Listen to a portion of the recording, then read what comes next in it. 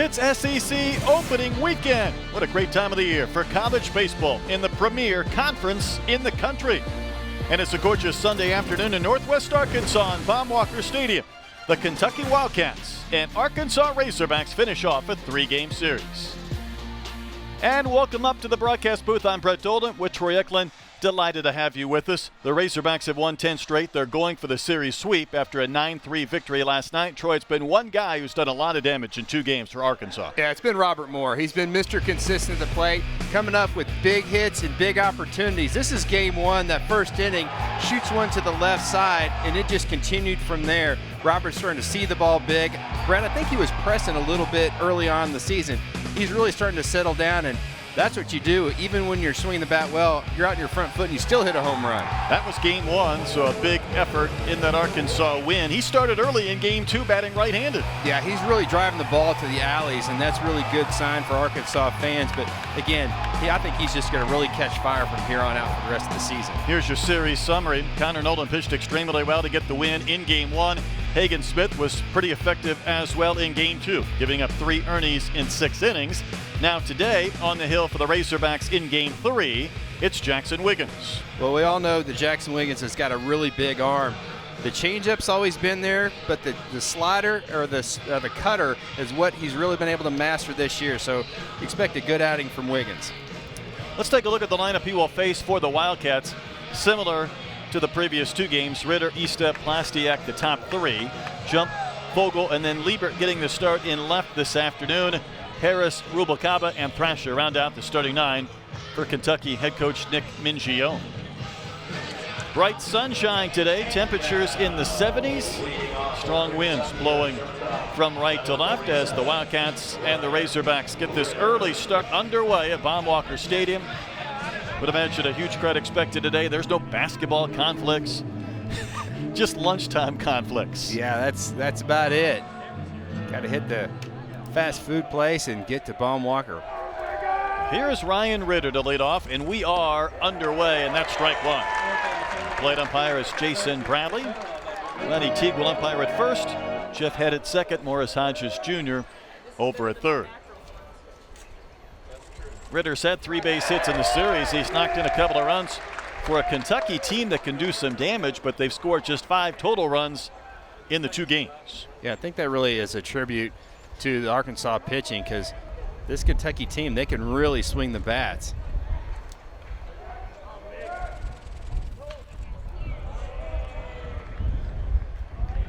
So Jackson Wiggins, of course, pitched last Sunday. It ended up being a wild game. Arkansas had to come back for a 10-8 win. They got the walk-off home run from Lanzilli. It was really the strangest outing of the year for Wiggins. He'll get the wave and miss here. And Ritter down on strikes to begin the game. Let's take a look at the Razorback defense behind Wiggins. It'll feature Gregory, Webb, and Lanzilli left to right in the outfield. Let's look at Lanzilli around the diamond. No surprise, Wallace battles Moore and Stovall. With Turner back behind the plate, he's caught all 3 games this weekend. And here's Chase Estep. Average at .434. His 17-game hitting streak ended yesterday. He walked and went 0 for 3. I was talking, though, about Wiggins in his start last Sunday. He did not factor in the decision. Didn't make it through the 4th inning. It was a frame in which the Flames scored 6 runs on 1 hit. So Wiggins allowed just 1 hit in 3 1/3 innings, but got tagged for 5 runs. Yeah, the command was a little off for Jackson last weekend, so he's really trying to dial that in today. You can see the respect for Estep. Started him off the first pitch breaking ball, then he came back with second pitch changeup. He finds himself behind to a really good hitter. Methinks Estep is going to see a lot of that this year in conference play. I definitely think so. He's going to get pitched backwards. Here's a 2-1 at the knees for a called strike at 94 in the gun. Estep may have thought that was a little bit low. He's got the war paint on, the sunglasses. He's working it today, isn't he? Indeed he is. And the 2-2 is hit in the air. Robert Moore underneath it, waiting for this one to come down, and there's 2 outs in the Wildcat first inning. Typical Baum-Walker fashion, the wind is blowing straight in from about right center across the diamond to the left field foul pole. So anything hit to right field is going to get knocked down. And that's a really good job by Moore to play the wind on that one. It's exactly the way the winds were blowing last Sunday, right? Yeah, exactly like that. We didn't think many right-handers would get homers out either, but Lancelli had the game winner. In the bottom of the ninth, a 2-run shot to the Hawk pen. And Caden Wallace had the grand slam as well. Now here's Plastiak.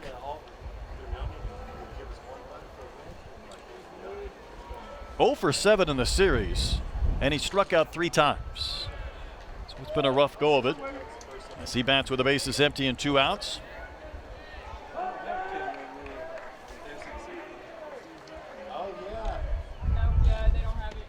Plastiak started at Wichita State, was there for 1 year, then went to Wabash Valley Community College. Spent last year with the Frederick Keys. That was a former minor league team, now part of the MLB Draft League, and he hit 9 home runs and 78 at-bats. That's a homer at less than every 9 ABs. That's like Babe Ruth or something. That's crazy right. numbers. And he's carried it over to this year with 6 long balls. Ahead in the count here and a 3-1 pitch. And that's down. That's ball 4. The game's first base runner.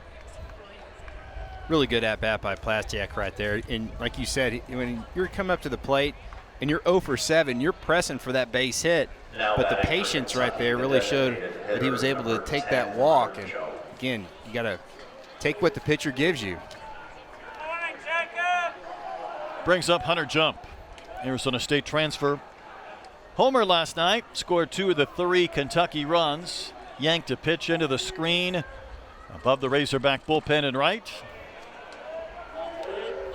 We were no more done talking about his ability to get the barrel to the baseball, and he turned on a pitch, hit it out of the park. Yeah, did so against Hagen Smith.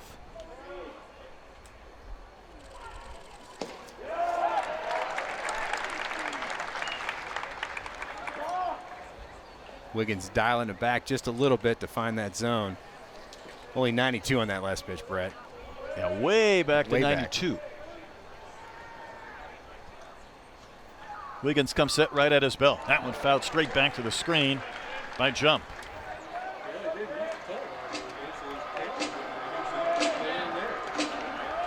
Really good swing by Jump right here. Really nice balance. Got tied up just a little bit. You got Turner again. Turner. He needs to have like a whole body shield behind the plate. That's a rip and a miss. Jump will K on a 94-mile-an-hour fastball, and we are off and rolling today from Baum-Walker and the Razorbacks coming into bat.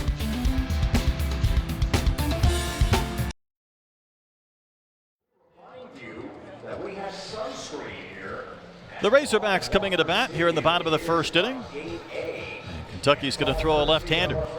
It's Tyler Bosma, 2-0 on the season. Bosma is going to sit 90 to 92 at that fastball. He'll throw a slider, a curve, and a changeup, kind of that 3/4 arm slot. And again, you really love that strikeout to walk ratio. 17 punch-outs, only 4 walks. That'll keep getting you starts, right, Brett? Indeed it will. See what he can do today against this Arkansas lineup. Wallace, Stovall, and Turner, the top 3. Lanzilli is pretty much taken to that cleanup spot. Robert Morris had the 6 runs batted in this weekend. Slavin's the DH. Then it's Battles, Webb, and Gregory, the bottom 3 for DVH.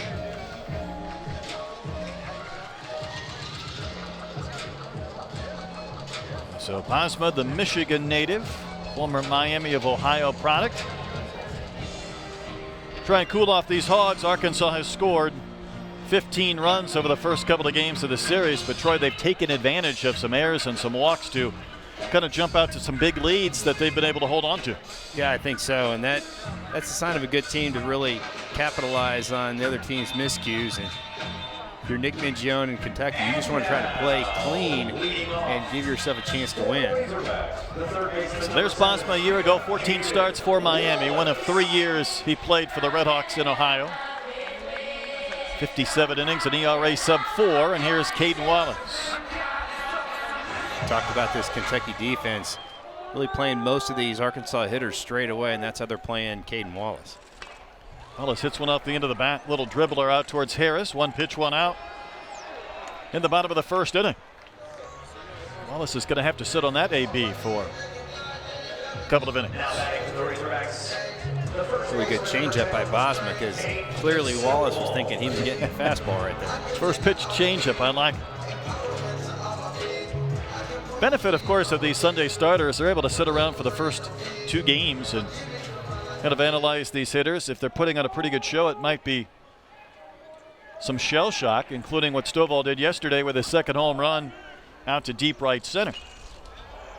Peyton finished 1 for 5 with that 2-run shot. It extended his hitting streak to 11 straight games.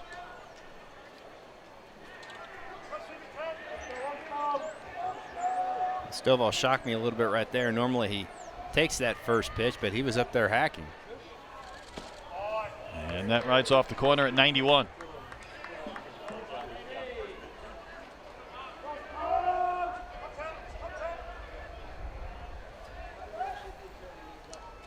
Kentucky is a defense that has probably shifted less than any team we've seen over the last couple of seasons. They have athletic, speedy players that they trust to go make some plays. Stovall smashes one into the wind, deep right center. Thrasher back and he'll make the catch. A night ago that thing may have left the building. Now batting for the Razorbacks. Here's your Kentucky defense. We just saw Thrasher in center, flanked by Fogel in right, Liebert in left. Estep, Ritter, Harris, and Plastiak around the diamond. Rubalcaba again behind the plate. Well, Stovall made pretty good contact on that swing. Yeah, he hit that ball really well. Hit it to the deepest part of the park, and you're right, that wind really knocked that thing down. It had been close to be able to get out, but it's that Baumwalker wind, it'll get you. Here's Michael Turner. Turner's average at .365. Yesterday, had a couple of base hits, scored 3 more runs.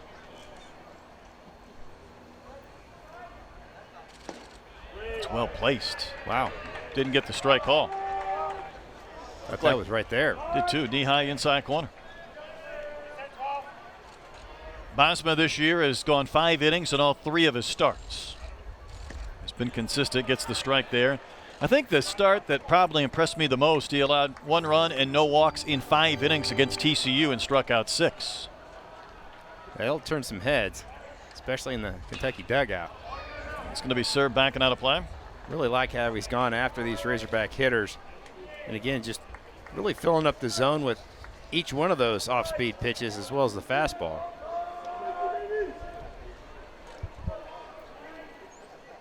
One-two to Turner, not a comfortable swing. He will wave and miss, and that's a K to end the inning. The Razorbacks go down in order. Good start for Tyler Bosma, the left-hander for Kentucky.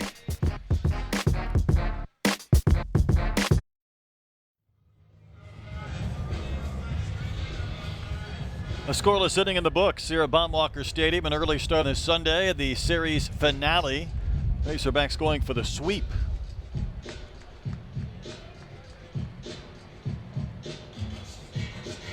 Jackson Wiggins back to the mound to face Fogel, Liebert, and Harris. DVH, his 20th year as the head coach for the Razorbacks. Last year's SEC Coach of the Year.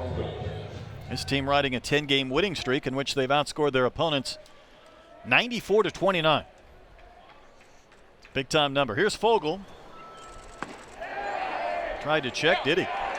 He off. Ronnie Teague at first says that's a swing on Fogel. The Hawaii transfer who spent 5 years. Played 171 games with the Rainbows. He's going to take strike 2.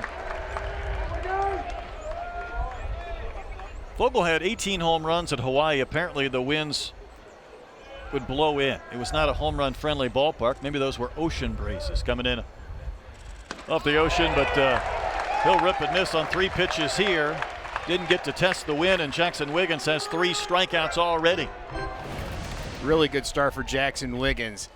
He's feeling those off-speed pitches, and again, when he can do that, then he can really let that fastball ride. That's what he did right there against Fogel. I have to vouch for him on the wins in Hawaii. I had the luxury of playing there my sophomore year, and Yes, they do blow in. You have to smoke one to get it out. Is it a pleasant ocean breeze? It's just pleasant to be there. Okay. Here's Kirk Liebert getting the start today. He's had 31 at-bats on the season.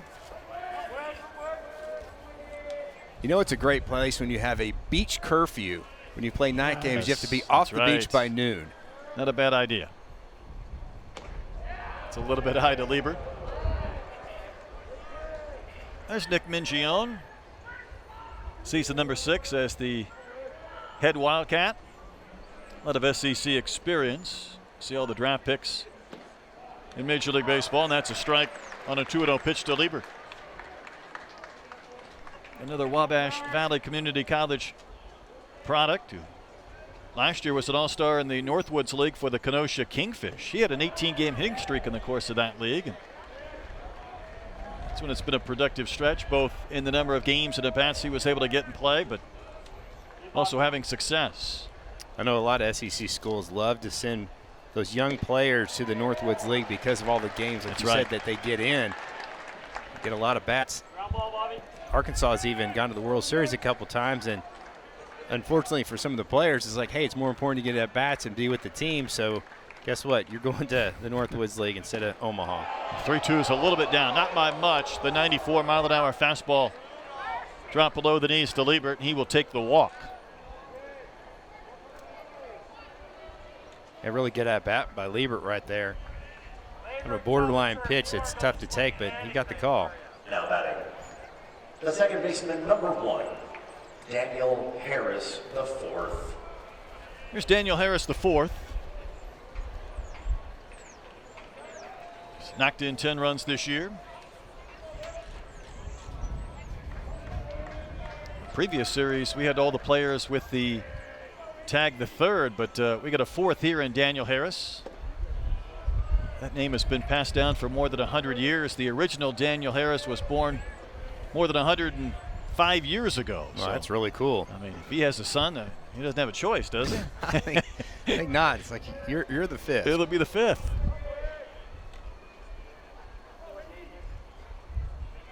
That ball drilled to the gap in left center. Gregory back on the track. He's there waiting. He makes the catch for the second out. Yeah, that fastball got in on the hands of Harris just a little bit. Couldn't quite barrel it up. Now batting for Kentucky. Gregory playing a pretty deep left field. He was able just to race to his left and kind of outrun that baseball. Rubalcaba. Here's Rubalcaba. He's also caught all 3 games of this series. He's on base all 3 times yesterday until the 9th inning. Drove it a run with a single, drew a couple of walks. It's a big RBI total for a man batting 8th in this lineup. You wonder if Nick Mingione might try to shake things up a little bit and start Liebert over at first base. He is 1 for 1 on the season. This Kentucky team is 22 of 24 in stolen bases.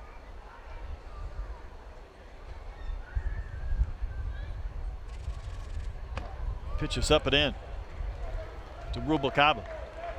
Turners have pretty good success throwing out would-be base stealers.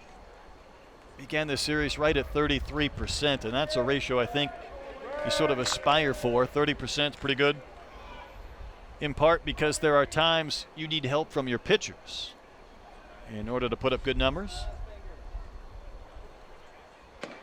And that's a little bit outside.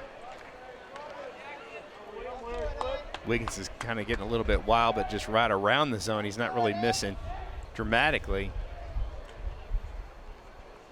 After Kentucky, you can really kind of sit back and wait for a really good pitch.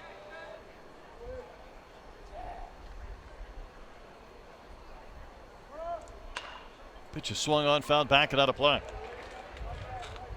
Wiggins being 6'6", sometimes he is a little bit slower to the plate, like a lot of those tall pitchers. So you might be able to get another quarter or half step down towards second base. Now the velocity makes up for a little bit of that. Catches up in that process at some point.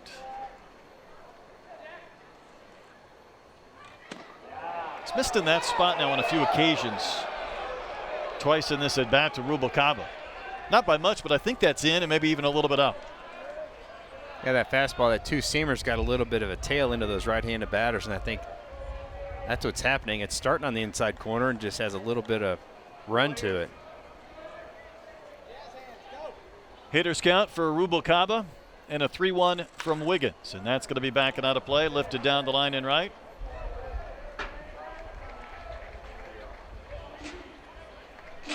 So now Liebert will be able to take off early on this payoff pitch.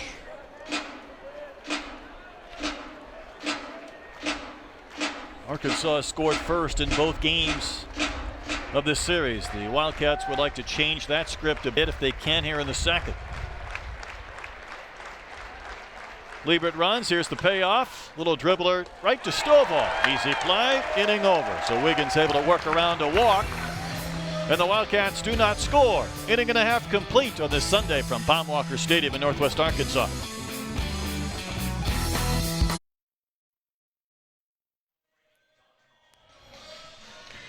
Wednesday afternoon, SEC Network will break away from the Paul Feinbaum Show for coverage of Ole Miss's Pro Day from Oxford.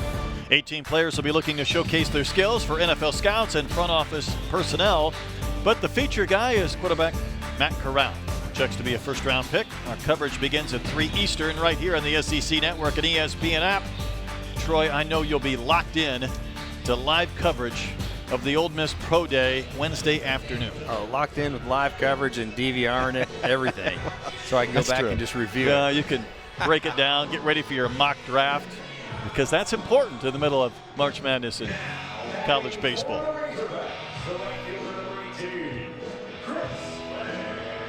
Here's Chris Lanzilli. He could care less about Ole Miss's Pro Day, I bet.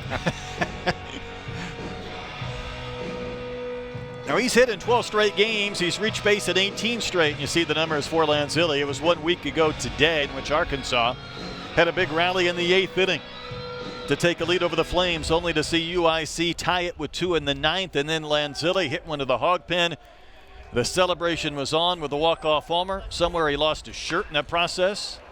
Going to lift this one in the air to right. The winds will push this back towards the infield, and Fogle will make the catch. That's a couple of innings in which the first pitch from Bosma has resulted in and out. Bosma's only thrown 11 total pitches so far at this pace. He's going to go a complete game. He's going to face Robert Moore.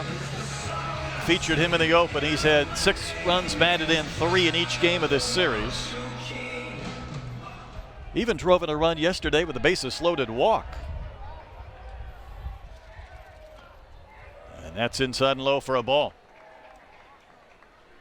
I think you can really tell, Brett, when guys are locked in with just the way they take pitches. Like right there, Robert Moore about halfway to the plate. He knew that ball was going to dive inside. And you're also content to take those borderline pitches that maybe you think will be up but called a strike and not, put you in an 0-2 hole or force you to get a little bit jumpy. Out straight back up and over the screen. Kind of wonder, like the pitch before that was called a strike and it was about maybe a little bit above the letters. So then Robert felt like he almost had to offer it that last one. Choking up on that bat just a bit, and that one fades down and out. That was the change, right? I think it might have been a breaking ball. Whatever it did, it had some nice movement down in the zone. Bosma doesn't waste much time. Here's the 2-2. Robert will wave and miss. More down on strikes. 5 batters faced, 5 retired by Bosma. I think for Bosman, the fastball is solid, but the off-speed stuff is what's outstanding. Again, kind of has that short arm release point, gets on top of the breaking ball, a lot of depth. Down and into those right-handed batters, that's tough. Brady Slavin steps in. Brady picked up a pair of RBIs yesterday without getting a base hit. Had a sac fly in the 6th inning, walked with the bases loaded in the 4th, and you hate to react too much to a couple of plate appearances or ABs. Those might have been his biggest RBIs of the year in the sense he was able to find a way to drive it a run without maybe trying to do too much. Yeah, I think he had another at-bat that he hit a bullet, I think right at E-step too. So when Brady hits up the middle the other way, that's kind of a good sign. He can definitely turn on pitches and drive them out of the yard, but he's got to make sure he stays on that baseball. A little bit up and in.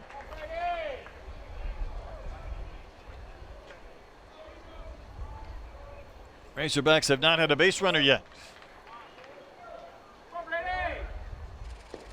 And Bosma will make sure that doesn't occur through 2 innings. Slavin's down looking. That's 3 strikeouts for Bosma. The lefty's looking good. Wildcats would like to capitalize and take an early lead.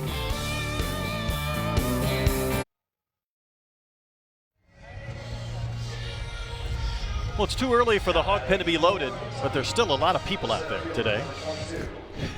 They're even on those bleachers. Something cooking on the grill. Oh, look at that. The grill's working. Got a generator out there too, it looks like, maybe? Not playing any games out there, are they? In business. As have these 2 pitchers, Wiggins and Bosma. There's Thrasher poking one into right for a base hit. Thrasher started this series in that 9-hole for Kentucky, getting 3 base hits. Went 0 for 3 yesterday, but he's on. And that is the Hartford transfer who had 69 stolen bases in his time frame there. There was another Hartford player who wasn't much of a base stealer, but ended up being a Hall of Famer in Jeff Bagwell. Yeah, he had a little bit of pop, didn't he? He did. Ryan Ritter, though, was a guy who made his mark this year and this past summer in the Cape Cod League. He got a lot of people's attention. When you're swinging the wood, you're putting up good numbers against quality competition. Put him even further on that so-called radar. I pitched 96 from Wiggins. Yeah, he's hit that a few times already today. And I'll tell you what it does, that not only does Thrasher have great speed over there at first base, but if you're Ryan Ritter, you're loving life, because guess what? He's probably going to see a lot of fastballs in this at-bat, because you really want to have a shot to try to throw Thrasher out on a stolen base attempt. Talk about Thrasher and his stolen bases at Hartford, but this Kentucky team a year ago, for the entire season, they swiped 78 bases in 86 attempts. That was a success ratio just under 91%. That was the highest success rate of any Division I team with at least 50 stolen bases. Thrasher hasn't shown much intent to try and run here, and the count 2 balls and a strike. Well, I think that's just, you know, some good coaching, not only with technique and teaching guys how to read pitchers to get good jumps, but also picking opportune times to steal. It's really part of it. Finished that thought on Ritter in the Cape Cod League, though. He hit .330, almost won the batting title. Ended up 4th in the league in batting average. Hits this one in the air to left. Gregory back, nearing the fence. Had to wait for that one to come down. Ritter made pretty good contact, but it's a long out. Well, off the bat, Brett, I thought that might have a chance. He got under it just a hair. We always talk about game of inches. That could be game of millimeters. Now batting, number 12, Chase Eastep. And here's Chase Eastep. Popped up to Robert Morris, second, his only time in.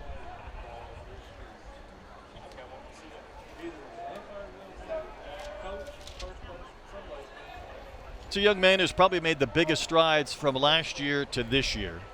Coach Mingione said it was really a commitment to diet and the weight room, a maturity factored in. And the line he used that I was intrigued by, he said over the last year and a half he's taken ownership of his swing. Guess that just putting in the extra work and really diving into the analytics and video and all that. I just like how quiet those hands are in the feet.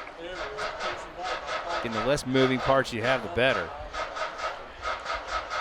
The body language that he has shown in 3 games to me indicates he has a really good eye for the strike zone. I think he's going to see teams maybe pitching him cautiously, as we talked about. And if he gets a few strikes called that maybe aren't strikes, that are off the corner, like that one, you see the body language, and it begins to frustrate you because you don't think you're going to get a lot of pitches to hit, and when one is called a strike that you don't think is a strike, the mind starts to run. Yeah, I definitely think so. He kind of reminds Arkansas fans of Brady Slavens. Brady's really big on, he'll let you know what he thinks when he's in the box on balls and strikes.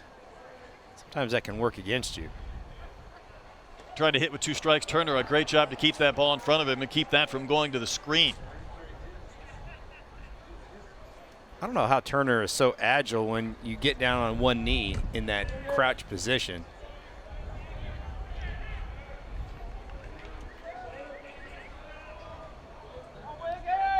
One of those new whirlpools in that training room needs to have his name on it.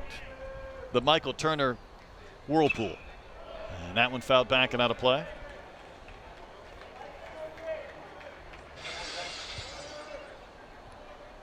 You have a sign-up sheet, Michael, and then everyone else. Everything else is crossed out. Work around Michael. It's like, if he wants it, he gets it. Good opportunity to run right here. I think I start the runner on Kentucky. Thrasher bluffs going, and E-step fouls it straight back to the screen.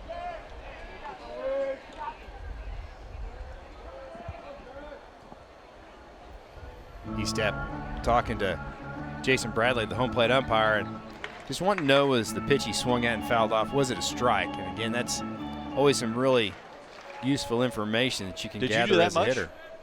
Not really. Probably didn't think about doing that as much as I should have. I think maybe you establish a dialogue where, like, in, out, yes, no.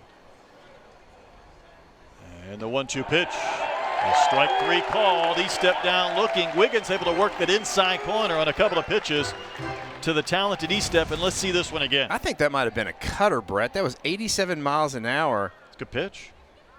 Perfect location. It really didn't have much movement to it, but the velocity was made me think that. And he hit the spot, too. Yeah, really good location. So Plastiak, the batter. Switch hitter in there from the left side against Wiggins. Walked back in the first. So Thrasher got the single on the first pitch here in the third inning, but he has not moved from first. Plastiak way out in front of that. I think both these pitchers have done an outstanding job to being able to go with off speed, especially early in the count. I think they've both been successful with that, and you might say, well, why wouldn't you do that as a starter, especially third game of a series? That one is lined into right for a base hit. Lanzilli was playing deep. Thrasher with good speed and 2 outs will cruise to third, and there's Wildcats on the corners with 2 outs. You know, Jacob Plastiak is relieved. That's his first base hit of the series. It was a bullet into right field, and Cats have got something brewing here in the third. Finish my thought. There's just a lot of pitchers who can't throw 3-4 pitches for strikes. There's a lot of truth to that. I know sometimes pitchers might wait until they get a second or third time through the lineup before they change their game plan, or maybe they're sequencing. We're in that part now. Second time through the heart of the lineup. Jump, who homered yesterday, struck out to end the first. See if Wiggins doesn't try to pitch backward, throw a couple off-speed pitches here early in the count. Lifted to left, and Gregory has a long run to get there, and he'll make the catch. So the Wildcats put a couple of runners on base. They do not score. We remain in a 0-0 game through 2.5 innings.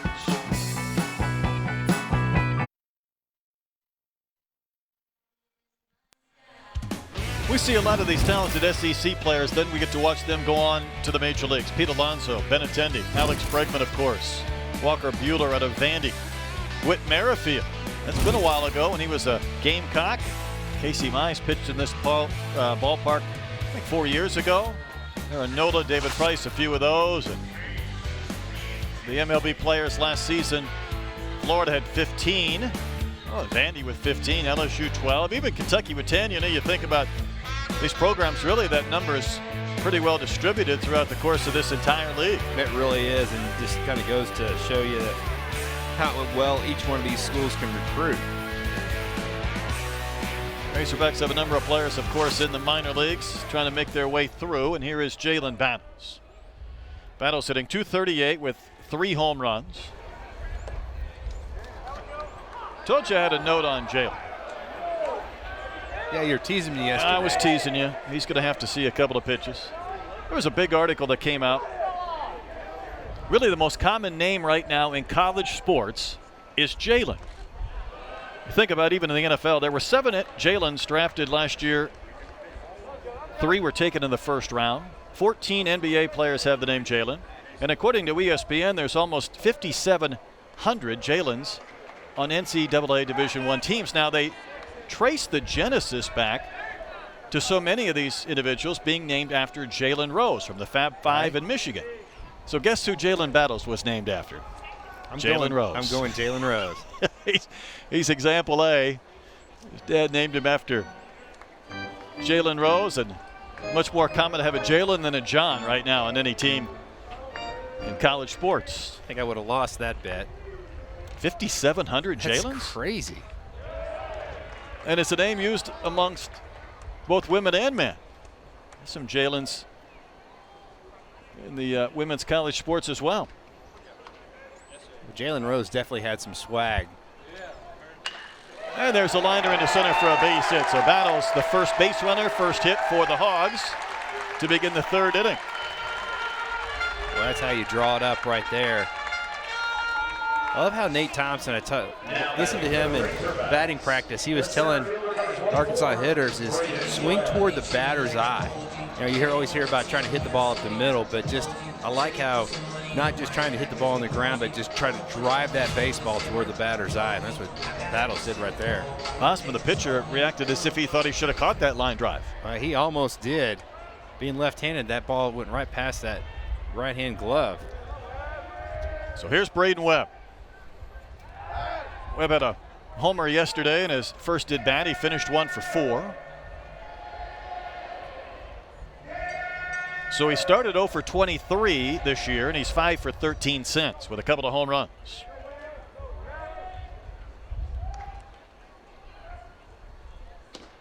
Expanded the zone, waved and missed.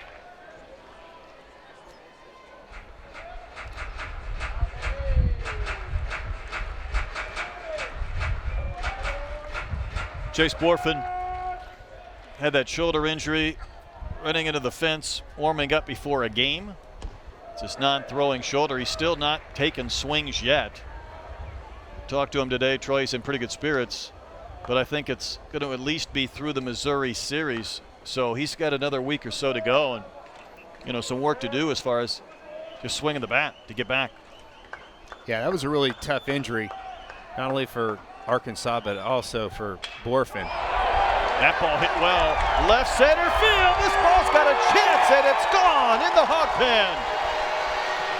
How about Braden Webb? That's 3 homers in this last week and back-to-back games. And the Hogs with the long ball again. Strike first. I think he's found that stroke, Troy. Yeah, really good job by Webb, and you can tell he's really starting to dial in those at-bats.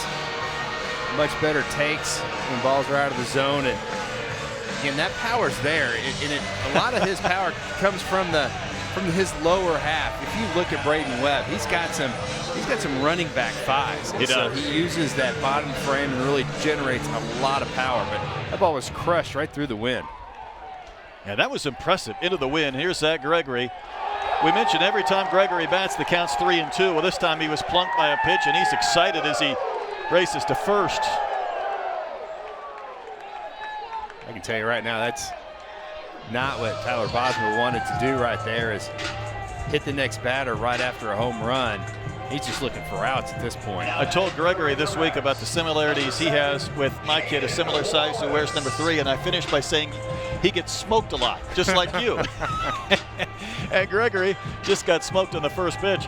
I'll go back, though, to that home run by Braden Troy and that discussion with Borfin, because there's going to be days when there's a left-hander pitching, and I think DVH wants to have those righties available. Whether Webb is hitting home runs or whether he's scuffling, this would be the type of game he would want him to hit in for the chance of doing what he just did. Yeah, I think so. And we kind of talked about early on the season, it was really up to Wallace and Lanzilli to provide some offensive punch from that right-hand side of this Arkansas lineup. And with Webb be able to be inserted in that conversation, that's big. So Posma retired the first 6 he faced. Now the last 3 Razorbacks have reached, and there's Braden Webb. And you just feel like more part of the team, don't you, when things are going well rather than people are walking on eggshells around you? I definitely think so. You just feel like you're contributing. It's a relief, probably more than it is excitement.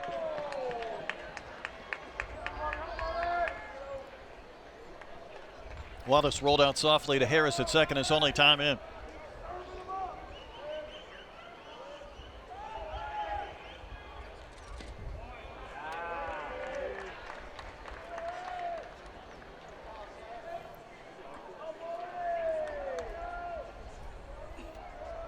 This Arkansas team, they really play a lot of base to base with the power that they have. They don't run a lot. They're 11 for 13 on stolen bases this year, so I think Gregory is probably going to stay put, even though Bosma is showing him a lot of attention so far. I don't think he has any intent to run. Yeah. What I think he wants to do is just provide a distraction for this lefty, especially because he's staring right at him. Sometimes you might have a little bit of that one-way lead, get a half a step bigger. See right there, as the ball was delivered to the plate, Gregory's got that half jab step back to first base. That's the don't get picked off lead.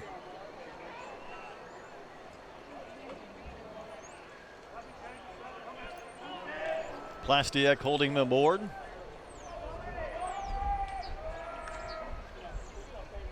Two-one to Wallace, hit a mile and foul down the line in left. Way out of play. A really good changeup right there by Bosman. That's why Wallace was so far out in front. That was 81.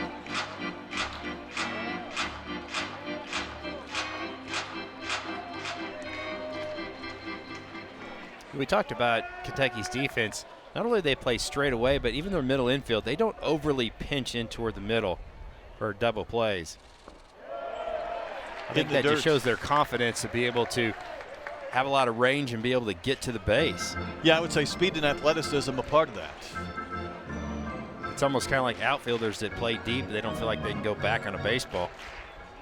Infielders that feel like that they need to be a step closer to second base on that double play. 3-2 the count to Wallace. Gregory not running.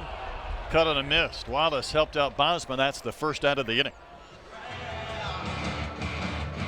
4 strikeouts. The off-speed stuff is being set up by Bosma being able to throw the fastball for a strike. And the curve and the changeup have been his 2 best pitches so far today. Stovall gave one a pretty good ride, but flew out to deep center in the first.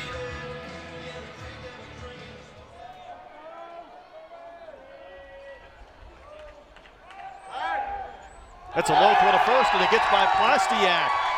Gregory's going to turn second base and hold there. I tell you what, that first base area, I swear, is cursed. I think there's some magnetic field or something over there that's Just plays with those first basemen's mind. It is a rough place for opponents. And can't quite figure that out, Brett. It has been a mess this entire homestand. This is the 13th and final game of this lengthy homestand here at Baum Walker.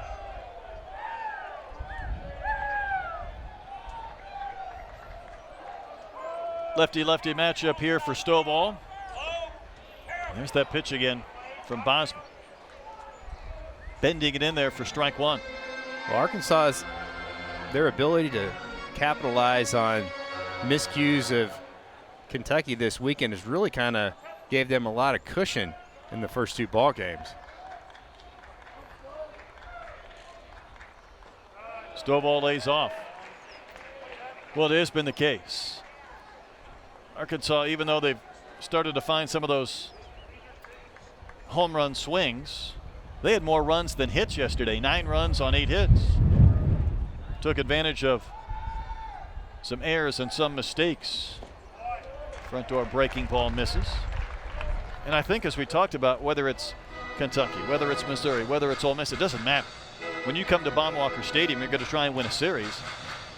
Part of your meetings or your discussions or your scouting reports is we have to be clean. We can't hurt ourselves. And that's what has been a little bit of a head scratcher for the Cats. Has been they came into this series really fielding the ball very well. Chopper up the middle. And there is Ritter near the bag. Nice play to retire Stovall for the second out. If that gets through, it probably is another run as Gregory moves up to third base. Ritter was shading that up the middle just a little bit, but he really made that play look easy. Talk about just being able to glide over and not overthrowing that ball over to first base because he knew he had so much time.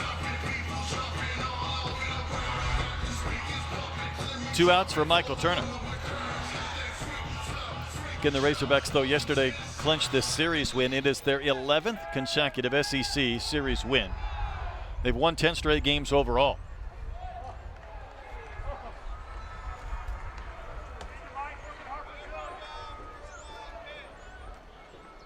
Tell you what, there's a lot to be said about home field advantage. This Baum-Walker crowd really definitely helps, and I always felt as a player just having that routine of being at home and everything's kind of, even if it's a class day or an off day like the weekend, you're so much more comfortable when you play at home. Especially now that you have the indoor facility or the new building in right field, there's no shortage of opportunities for you to get all your work in, whether you're a pitcher, whether you're a hitter. Jump in the weight room and not be confined by a hotel room or a cramped clubhouse.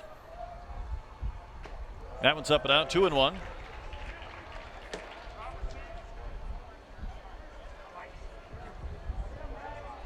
Turner's last at bat, he didn't get a good swing on that breaking ball with 2 strikes. And now being 2-1, you feel like that he can be a little more selective on this pitch right here. In the dirt.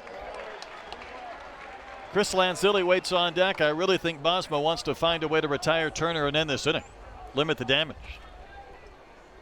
If I'm Turner right here, again, he's up in the count 3-1. I'm going to sit breaking ball.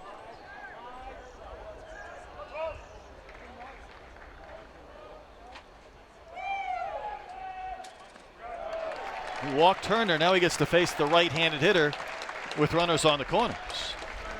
Yeah, I think you're absolutely right, Brett. That is not what Bosma wanted to do. He wanted to get Turner and have that lefty-lefty advantage.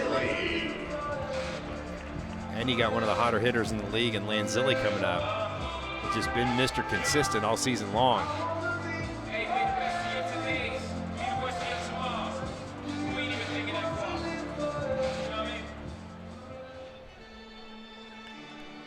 Silly flied out to right, back in the second inning.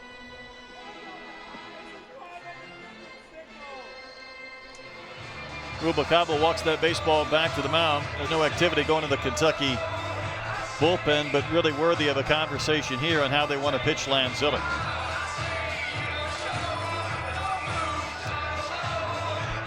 Now I think somebody just got up in the bullpen.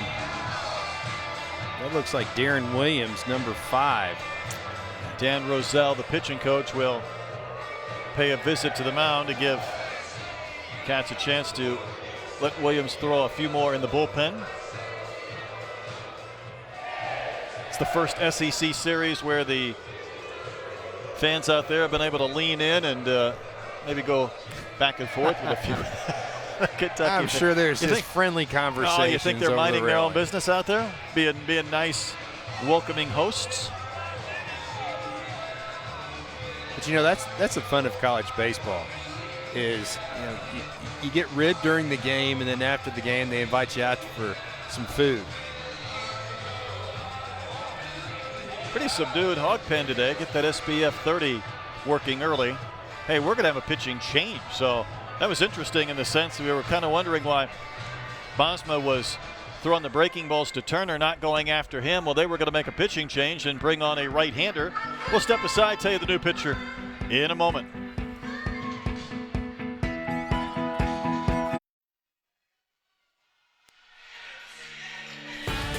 Friday night, number 13 LSU and number 9 Florida begin a big 3-game series in Gainesville. Coverage begins at 7 Eastern, 6 Central, right here on the SEC Network and ESPN app. Games 2 and 3 will be seen on SEC Network Plus. I don't think LSU will be 13th come Monday. They've lost the first 2 games to Texas A&M at home. I'm going to tell you more about the game they lost yesterday. Meanwhile, I'm going to tell you about a new pitcher coming on for the Kentucky Wildcats and Darren Williams. Another big-bodied right-hander out of the bullpen for Kentucky. I think you have to be at least 6'4" to pitch for Kentucky. Even to They've get on got the bus. some big boys. Williams is going to sit 90 to 93 with that fastball. Really great strikeout to walk ratio, and that's what he wants to get right now against Arkansas. Opponents hitting 220 off the right-hander. not allowed to run this season. He's given up just one extra base hit. And you see that strikeout to walk ratio. And he's going to get Lanzilli with runners on the corners. First one from Williams. Ran too far in and missed.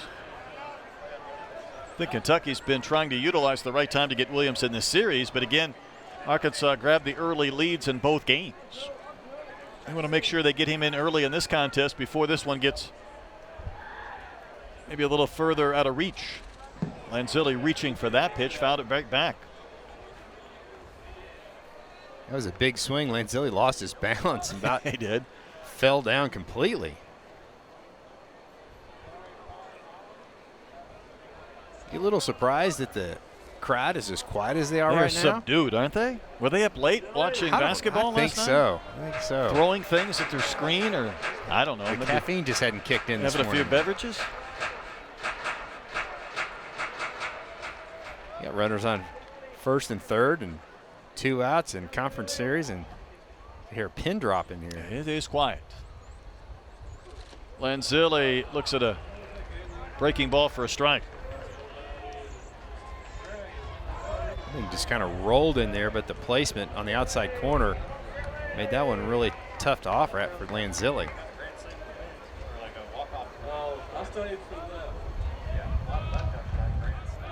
Gregory at third, Turner aboard at first.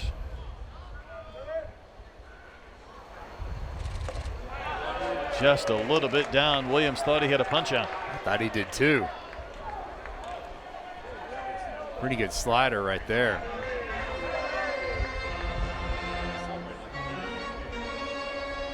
Don't see many single-digit pitchers. Maybe he's a wannabe infielder, but Might be. just has a great arm.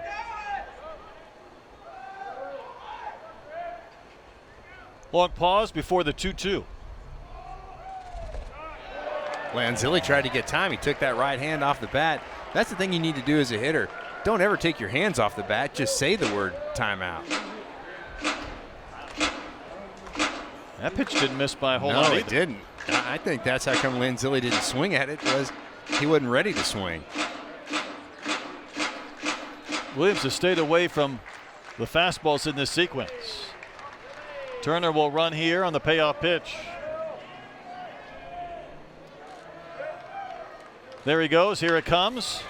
Right to second to Harris. He'll gobble it up and throw out Lanzilli. So the Razorbacks will strand a couple of runners, but they get a pair on the home run from Webb. 3 innings complete. 2-0 Hawks.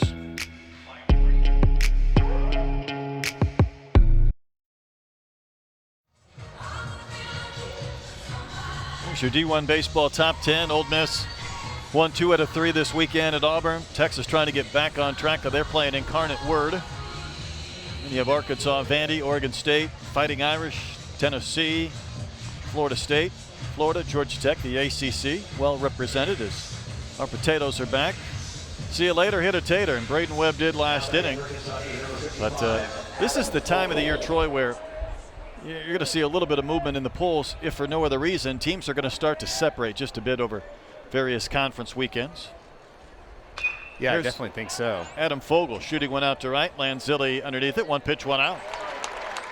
How about the ball that Braden Webb hit? 442 feet, 111 miles an hour exit velocity. I mean, that's not Now batting human. That's a big lead.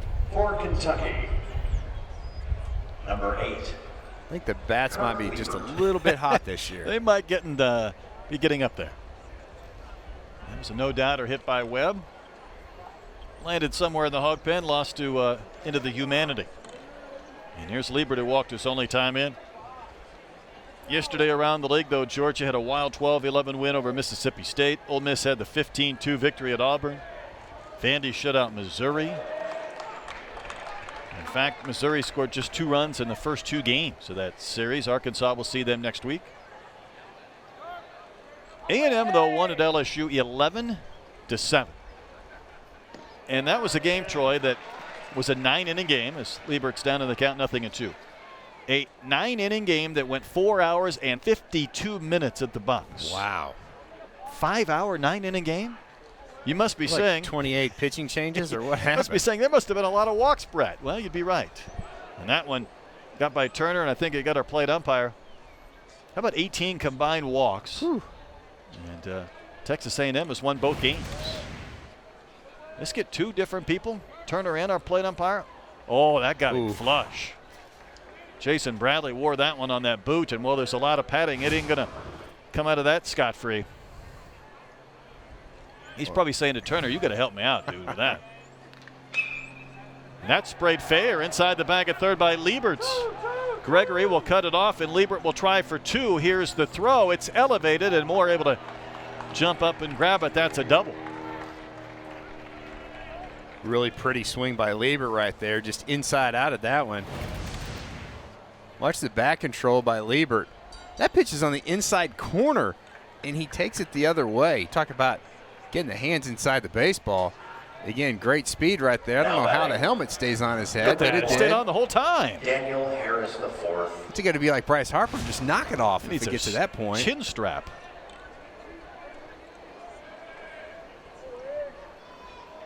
Well, the Wildcats trying to get a run or 2 back. Here's Harris the fourth. Remember, it was the 4th inning last Sunday that caused Wiggins so many problems he didn't get out of that inning. A frame that saw UIC score 6 runs on 1 hit. That was not a masterpiece by Razorback standards. Yeah, he was really scuffling that inning and just could not find the zone.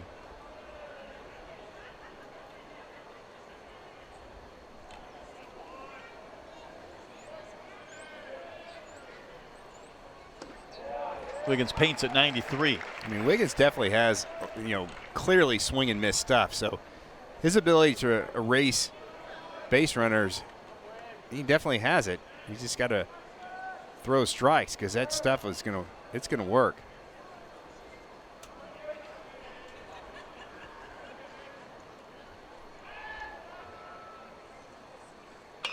That pitch is smoke fouled outside of third. You surprised Wiggins threw that pitch because Yes.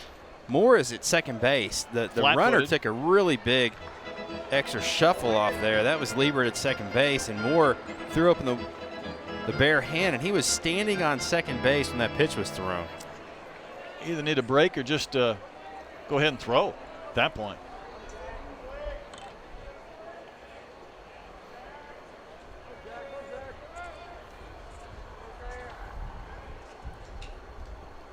Harris spent 4 seasons at Eastern Kentucky. He'll go down on strikes. That is the 5th K for Jackson Wiggins. Yeah, the ability for Wiggins to be able to throw that breaking ball for a strike. I mean, that was out of the zone, but it looks like it's going to be a strike. Now batting for That is key Kentucky. for him. We know the fastball's there. Number 9, Alonzo. But when he can throw the slider like that, Rubalcaba. there's a lot of success going to come this year for Jackson Wiggins. Think back to last year. It was just about this time frame where Kevin Kopps took over at the back end of the bullpen, picking up saves and wins. But Jackson Wiggins was the guy early in the year that was closing games. I think sometimes when you have an arm like Wiggins, you want to utilize them for as many innings as possible. And that rotation normally is where they find themselves. But I think as this season gets deeper and deeper with the success he's had, you could see him just staying in that rotation now for the rest of his Arkansas time. Yeah, I definitely think he's a starter. And a lot of times guys that have big arms would rather go out there and start. And then if you walk a guy, it's not that big a deal. You can just kind of get out of it. But as a reliever, a lot of times you have extra pressure because you're coming in with base runners and things like that. Liebert's going to run. The throw to third, and he's safe. He went to the back edge of the bag. Wallace tried that spin tag. I'm not a big fan of trying to steal third with 2 outs. He felt like he had to jump, but that throw just about caught up with his jump. Yeah, Turner has to pick that thing out of the dirt, and if that's on the inside part of the bag, he's out. It's thrown onto the foul side of third base, and that's why Wallace had to make that 360 turn. I guess you're thinking now a wild pitch, you can score a run. I guess.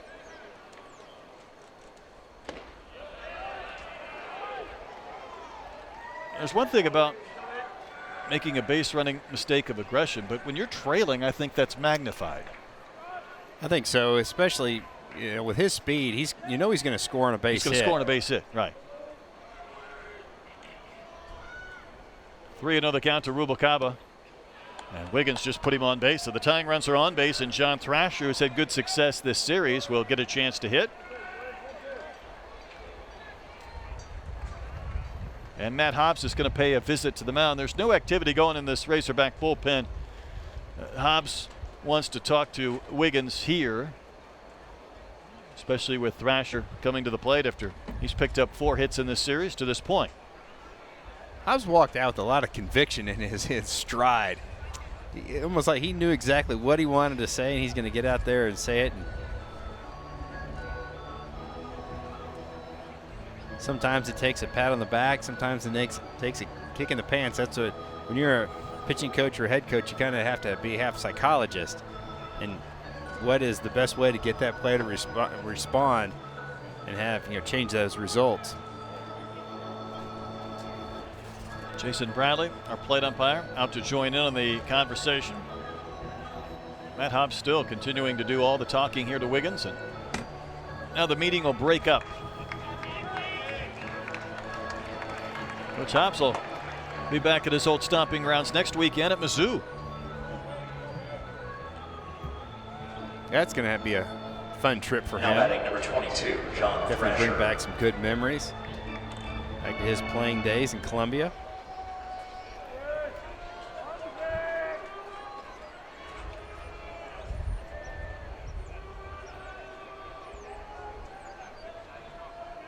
John Thrasher in. One thing I like about both of these teams, Troy, they're 9-hole hitters. Thrasher and Gregory are just pains in your rear ends. They really are. They're gonna grind at bats. They both are really good contact guys. Normally you get to the bottom of the lineup in some of these non-conference series, and as a pitcher you might be thinking that's an out. You get to these guys and you're like, oh my goodness, they're going to make me work if I'm lucky enough to get them out.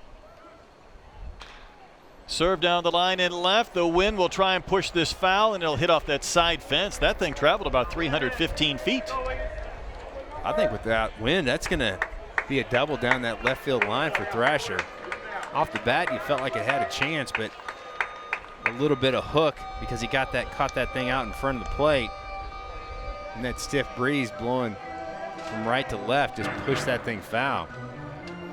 Kind of wanted to see Thrasher run, didn't you? It kind of sums up what's happened for Kentucky this whole weekend. They really haven't been able to catch a break offensively.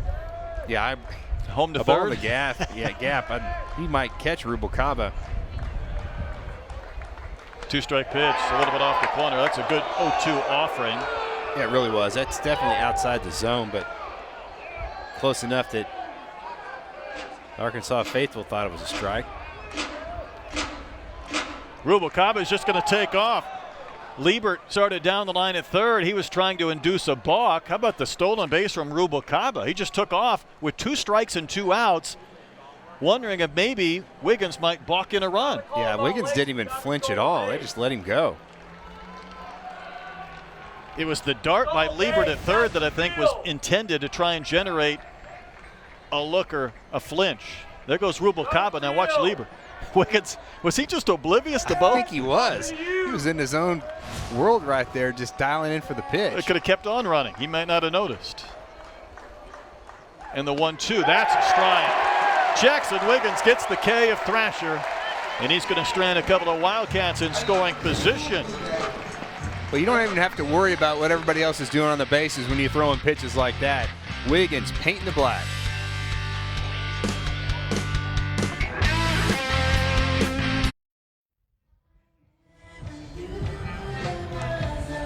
We had a crowd yesterday of 10,300, probably bigger today with no basketball conflict. And of course, this program also celebrating its 100th season of baseball, founded back in 1897.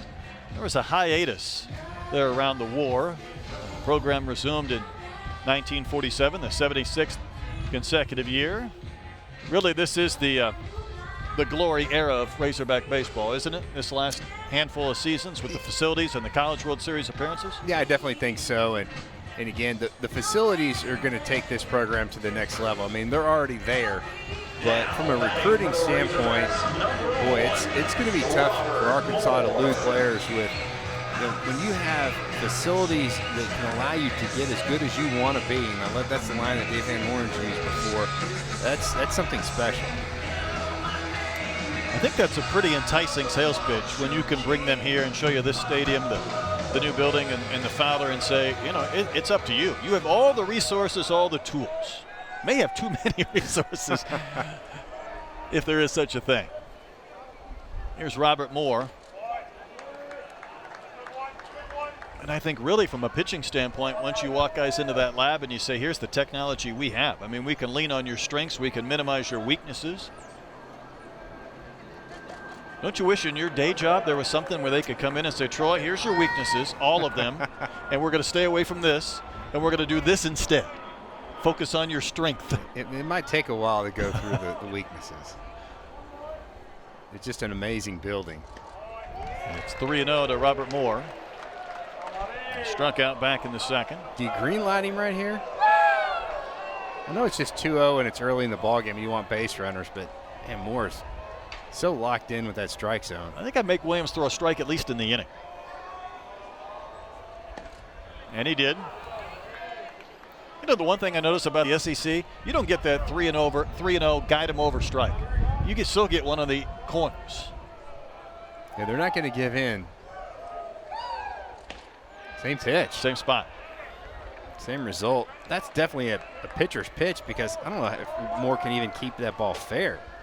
Hit it off the fingertips if you lean into it. Yeah, if you barrel it up, you're going to hit it toward the dugout. Here's a payoff, and that is low. So we saw a lot of pitches from Williams and walks to begin the fourth inning. Good quality at bat by Moore. Williams tried to pull the changeup through two straight fastballs to go from 3-0 to 3-2, and then just couldn't find the zone with that straight change.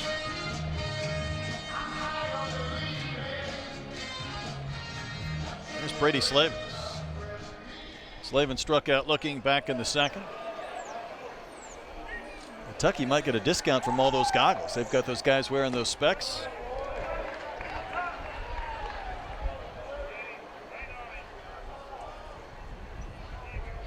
Better have some that have a little bit of tint on to them today. It is a That. bright, sunny day here in Fayetteville. Remember the old days when you'd have to wear the glasses and the band behind to hold them on? Pitchers would come out there with those Coke bottles. I remember the old sunglasses that you'd have to hit the bill of your cap to get them to flip down. Those are fun.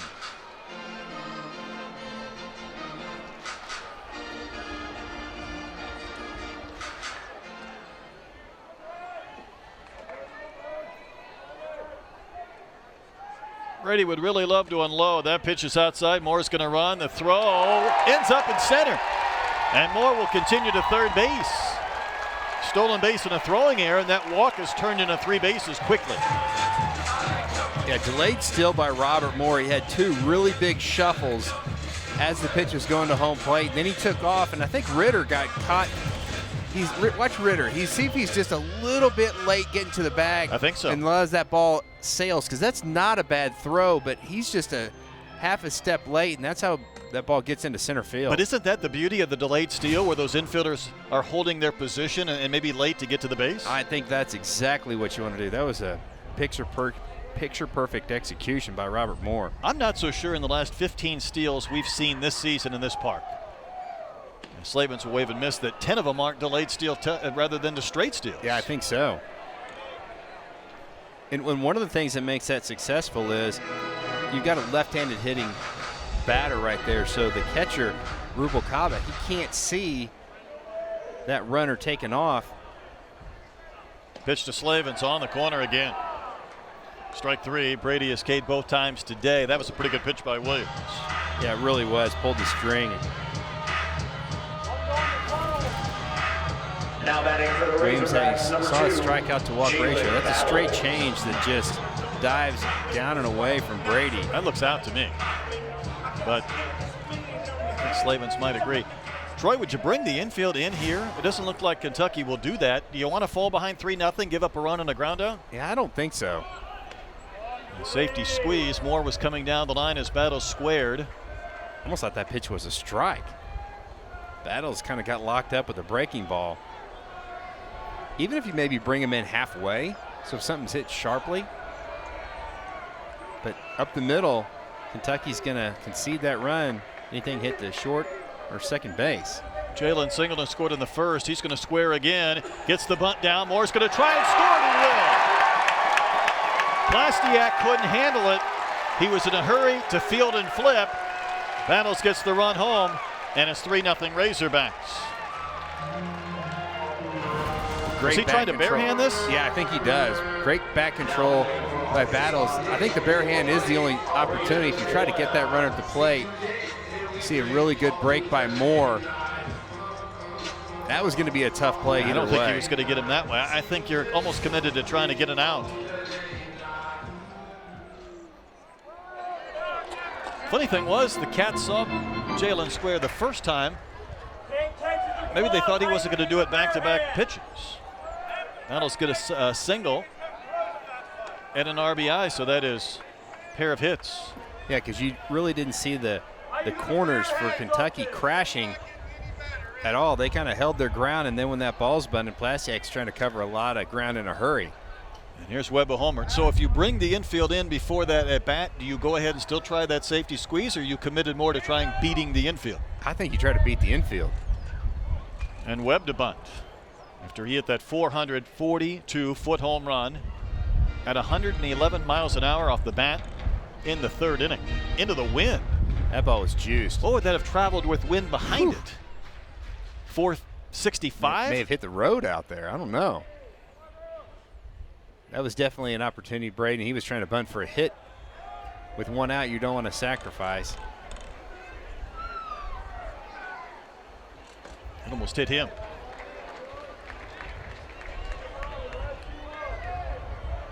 But another walk comes around and scores for Arkansas. Those free base runners this weekend have just killed Kentucky.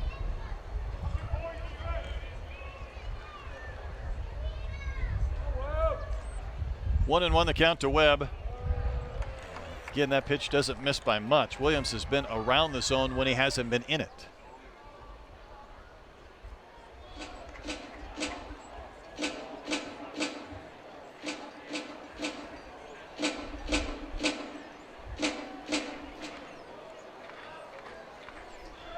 All of a sudden, Webb has gone from hitless to having 3 home runs. One behind the team leader, Michael Turner. Off his fist, this will drop out into left center field.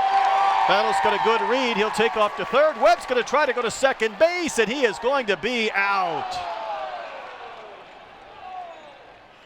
I didn't hate the thought of him trying for second base, but it looked like the throw beat him. He's indicating maybe he got into the tag, but that is the second out of the inning. If it stands. I'm not sure if Webb was running full blast out of the box. I mean, Battles made a great read. You can really tell by the way the Ritter reacted, that ball was going to carry over his head. I almost think Braden, a lot of times you see out of the box, they think they're going to be 2, but I'd like to see if he had to make that decision in between first and second base. The throw has a way of catching up quickly. Let's watch Webb right here. See, I don't think he's busting right out of the box.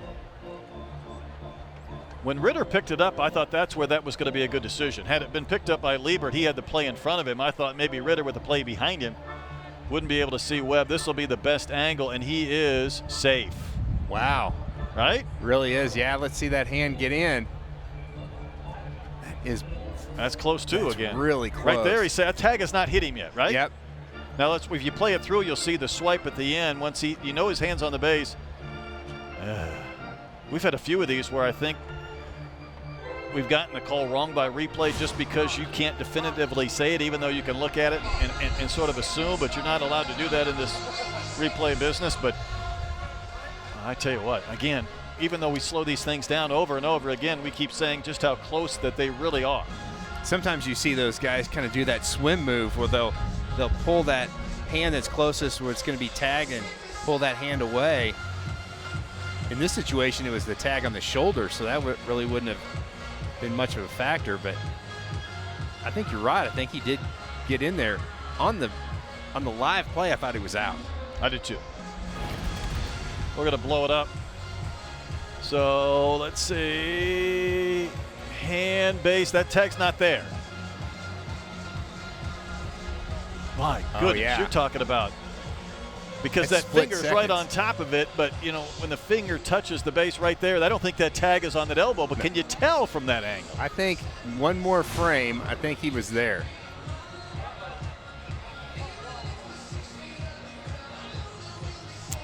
Well, we're wrong Tell you again. what, Held out at second I know we've base. had a lot of close plays. I almost think we've gotten to the point on replay where we've been wrong, Troy, on every single replay review that they've, you know, we haven't been wrong. I don't think so. I think you get to that point where, you know, you could assume that that tag's not there, but you could say, well, I can't officially see the blur of the glove, but It looked like it was definitive in our mind. And again, we really try to call him how we see him.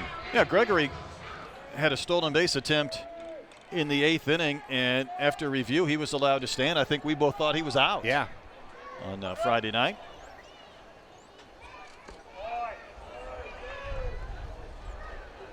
It's a really big play for Kentucky right Huge. here. They can get out of this inning, give up one run, and you feel like you've dodged a bullet if you can just get Gregory right here. Gregory was hit by a pitch in the 3rd inning. Starts to work that count again. It's 2-0. Battles needs to be on his toes over there at third base for a pass ball wild pitch, but we've seen some ricochets, especially on those fastballs, have shot off the padding here at Baum Walker back to home plate, and Arkansas has even gotten a couple guys at the plate on those ricochets. Gregory swinging 3-0. Even that pitch was in dead red. It was on the corner, and he swung through it.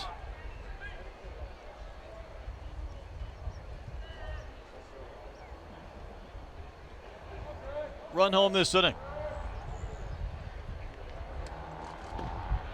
And that's on the corner. Good pitch at 92. I've really liked Darren Williams' stuff. He's made some really quality pitches. You can see why he's able to work around a few base runners. Arkansas scored a run this inning, but that throwing error contributed, and Gregory will K, so Williams able to come back, get the strikeout to end the 3rd inning. Or in the 4th, Arkansas adds a run. 3-0 Razorbacks over the Wildcats.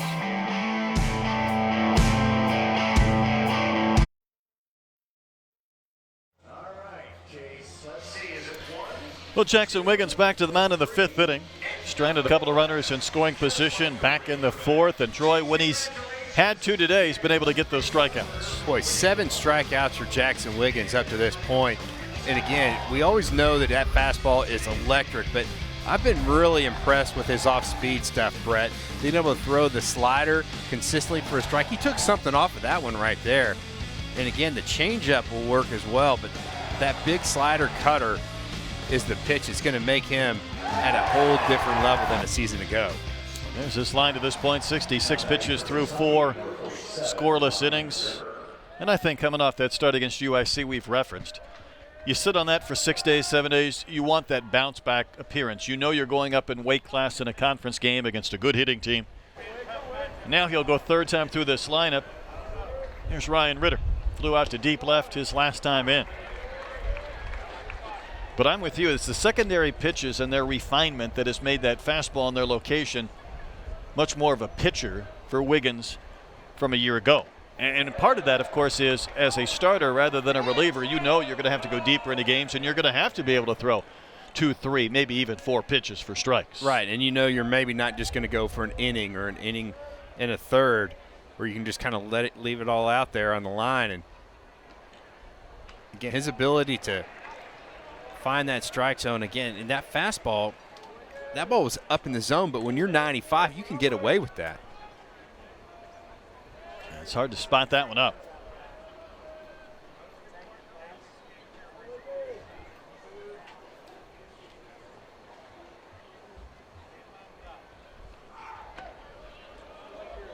Kind of got around the side of that slider, didn't kind of get those fingers on top and get that good downward movement. Couple of guys really toolsed up here in Ritter and Wiggins. Ritter runs extremely well. Wallace goes with a bare hand, not in time. Coach Minchione told us about the time for Ritter down the line, and once he really mishit that ball. It was going to take a special play, and Wallace made a pretty good go at it with a bare hand.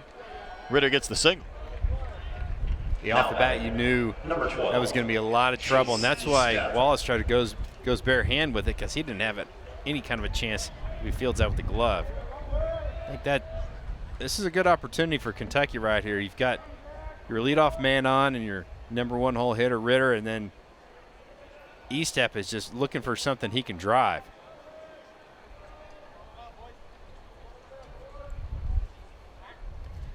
Estep hitless in his last 5 at-bats now in this series. Make it this last 7 at-bats. I think Arkansas pitchers have able to kind of get that fastball in on the hands of Estep. A little bit of an uncomfortable swing right there.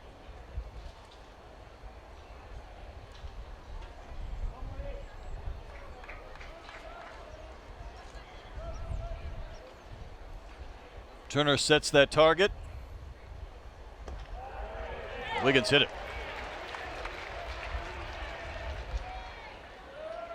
You could see Estep thought that ball was down. I think I kind of agree. Had a lot of late run. That's the two-seamer by Wiggins. He's talking to himself in that box. We talked about Braden Webb early on the season, kind of getting those borderline calls against him. I think that's been Chase Estep this weekend.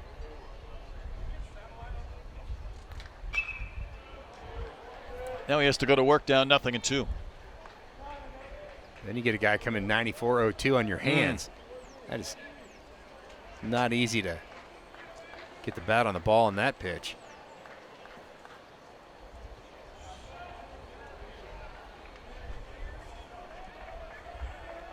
Heart of the lineup now for the Wildcats as they try and climb back in this game down 3. That'll help. Wave it a miss. Another K for Jackson Wiggins. He struck out Estep each of the last 2 plate appearances. Well, not only the change of velocity, this is going to come in at 83. Look at that thing fade away from Estep. Just perfect location by Jackson Wiggins.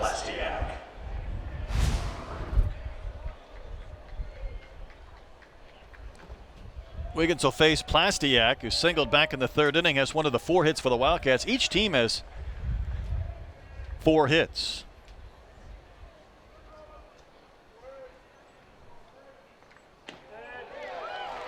First pitch strike.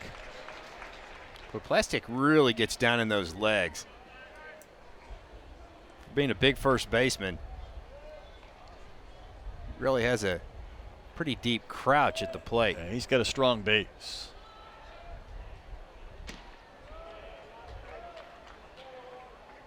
He's a guy that has a lot of juice, can hit home runs to all fields.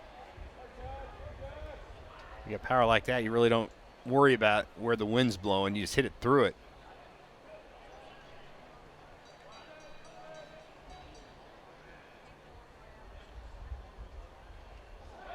Turner plays the bounce, try to keep it in front of him, but Ritter will advance easily. A wild pitch. Turner taking another one off the shoulder. I don't think that caught any chest protector. I think that was right off that unprotected part. Honestly, I don't know why anyone would want that position. You could see him trying to shake that off. I mean, the big kid in Little League where they hand him the mask and say, here, this is where we're going to station you. But for Turner, he's got options. Unfortunately for him, he's been taking a beating this season. Here's a 2-1. And that's fouled right back. For scouts, they really love to see that. Last pitch was 95. It was pitch 79.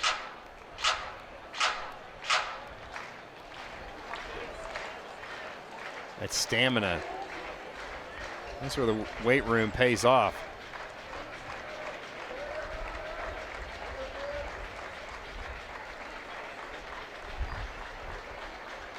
Two-two pitch is another strikeout. That is now 8 for Wiggins. Goodbye. The placement again has been fantastic for Wiggins. That come back a little bit? I think it has. That's the two-seamer. It has a little bit of run. Number 10. Front door two-seamer's not fair. Yeah, at about 94. That gentleman needs to catch one more. Come on, let's go. Let's catch up. Put it on there. Got to get the tape going. Make sure it's backwards. All right. A little bit slow on a Sunday.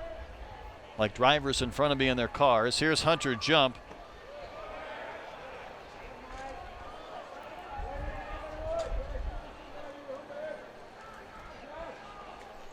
We'll say those gentlemen that have been putting up the Ks this weekend, they've been busy.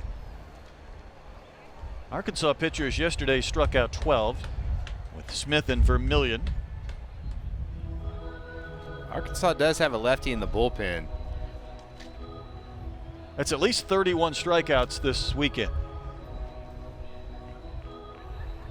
Yeah, they've definitely been busy. I think that was a quick conversation by Turner just to say, hey, stay locked in. You also have a runner at second base. I want to make sure you're on the same page as far as signs go.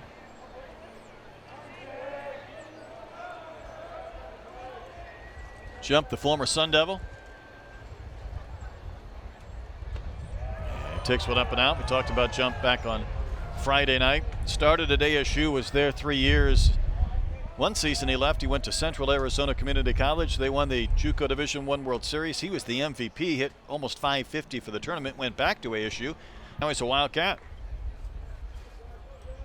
That's definitely a unique path. I would say so. Turner blocked that one 3-0.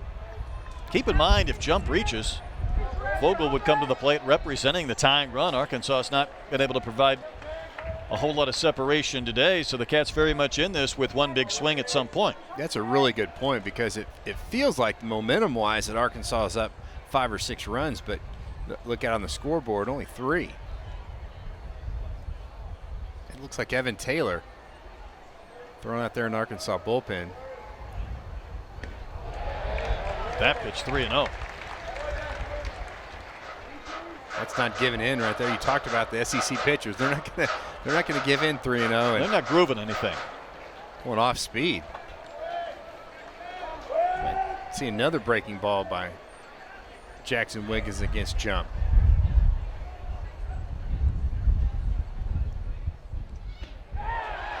Same pitch. 81 of the gun.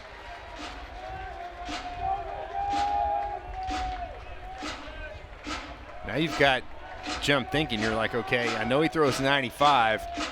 I think you stick to that changeup. 3 in a row? You're going to triple up on him? That's exactly what I do. All right, let's see. He's put some good swings on fastballs this weekend. Hit in the air, down the line, and right! And Lanzilli will track it down in front of the bullpen. If that ball gets to the wall, it may have scored a pair. Lanzilli made the catch and keeps this a 3-0 Razorback lead.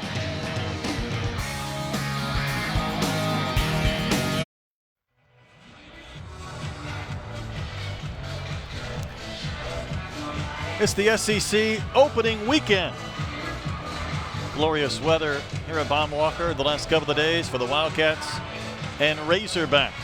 Kentucky trying to rally to take a game in this series. Arkansas has already claimed the series victory.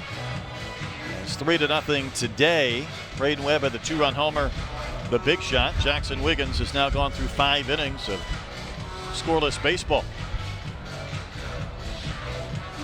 Wildcats uncharacteristically have had those errors and then the walks, and that's where they left a few runners on base, but Arkansas pitchers have racked up the strikeouts.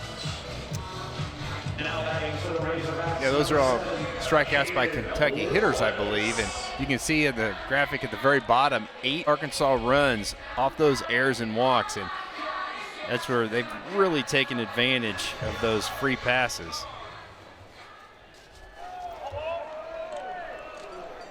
Caden Wallace could use a base hit. He's 1 for 7 in the last couple of games. 1 for 12 in the series. Sure didn't feel like that, does it? Nope. Of course, last weekend all he did was drive in runs. It's a soft ground ball to Harris. Bobbled it, kicked it, picked it up, and able to retire Wallace. He stayed with it and was able to grab it with the bare hand after he pushed it in front of it. Well, I think the way that play was made was Harris went after the ball and got to it in a hurry. And so if he sits back and bobbles it, then Wallace is safe.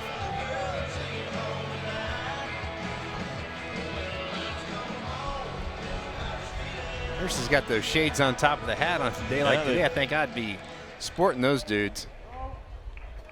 It has that high sky Arizona type feel to it today. Not a lot of cloud cover. Peyton Stovall's hit a fly out to rather deep center and hit a hard ground ball up the middle, fielded by Ritter, so he's 0 for 2. Trying to extend his hitting streak to a cool dozen games.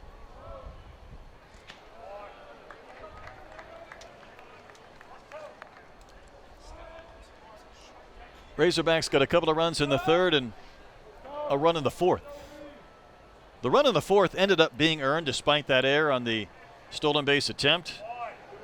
It's the first earned run given up by Williams all season.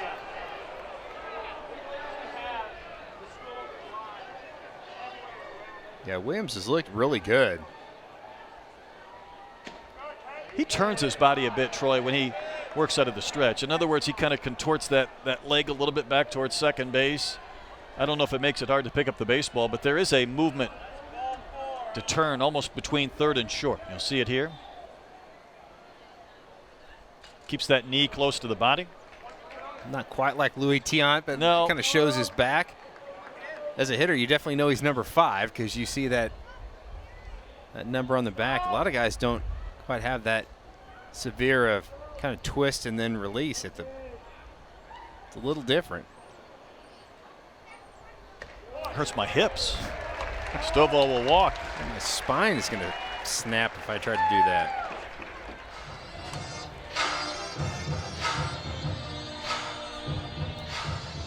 So Peyton aboard with 1 out for Michael Turner. Michael Turner.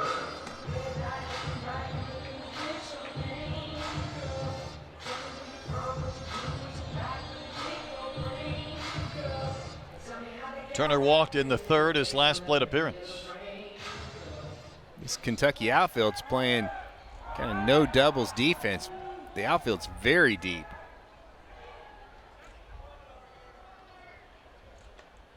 How about that? Rubalcaba was ready to jump out, thinking he was possibly crossed up, and he's pointing to his wristband right now as if to say, dude, I didn't have the curve, and yet it still broke in for a strike. And right now the Arkansas fans are giving it to plate umpire Jason Bradley. I thought the pitch was a strike. It just looked at Rubalcaba was jumping out after it. You wouldn't win any pitch framing battles there, but he was just trying to save himself from getting smoked. I definitely see he was crossed up on that opportunity. Soft line drive, headed to left, base hit by Turner. That's what he does as well as anybody, that professional approach. 24th hit of the year for Turner. Lanzillo has 24, now will bat. That's why Turner came into this game hitting 365 swings like that. He definitely has the ability to pull the baseball, but when you can utilize that whole field, that's when that average really starts to climb. Lanzillo was the first batter that Williams faced, with a couple of runners on base in the third inning, and Lanzillo bounced out to second. Remember, he's riding a 12-game hitting streak. He'd like to extend that. Keep that batting average on the rise. Just 1 out of the inning.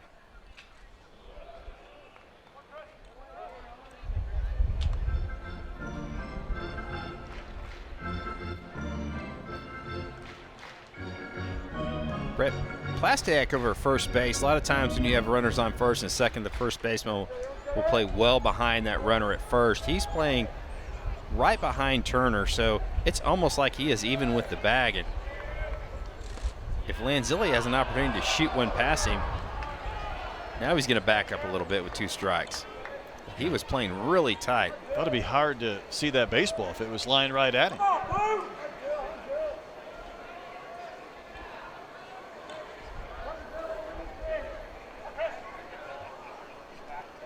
Cat's looking for 2 right here, or the punch out.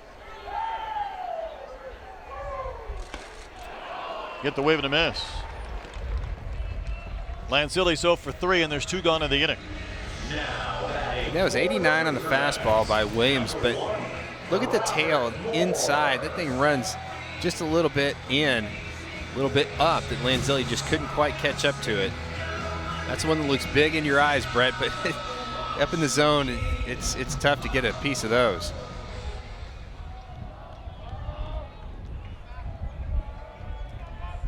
Here's Robert Moore, walked and scored just an inning ago. His stolen base set up that run. He's driven in 6 in this series. Drives one in the air, deep right into the wind. And on a normal day, Troy, that may have scored 3. Yeah, really good swing by Robert, but that 40-mile-an-hour wind straight in from right is going to knock everything down. Remains 3-0 Razorbacks.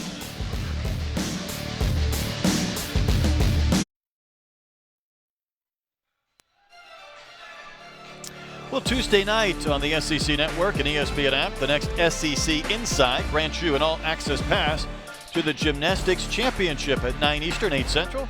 You'll get never-before-seen footage and sound from gymnasts and coaches. A real behind-the-scenes look. It was on in the press box yesterday here at Baum Walker Stadium. With all the March Madness games going on, the gymnastics took center stage. Meanwhile, it's a 3-0 Razorback lead as this game goes into the 6th. Robert Moore had a big swing to end the 5th that off the bat you're thinking it's 6-0 in a hurry into the wind and caught easily, and it's still 3-love. Yeah, again, feel of this ball game feels like Arkansas is well out in front, but It's not the case. Yeah, just 3-run lead. Cats have only scratched out 4 hits, Arkansas 5 at this point.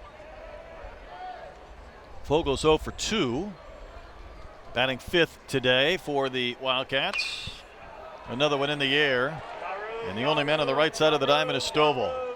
And he's going to hang with it and make the play.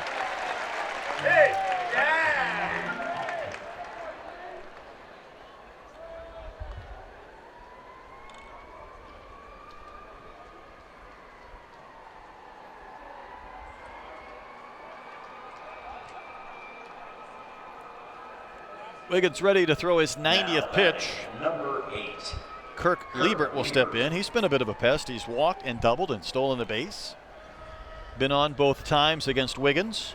Yeah, this is his first start this weekend, and I think if he keeps having games like today, Nick Bengione will just have to put him in the lineup. Some guys just force their head coaches to say, play me. Too much success. It's amazing how that happens. Especially when it's a position where maybe multiple guys are getting starts over the course of a weekend or a week.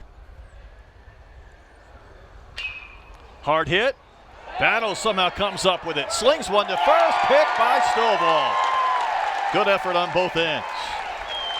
I'm not sure if Battles doesn't field that ball behind him. It was hit so hard.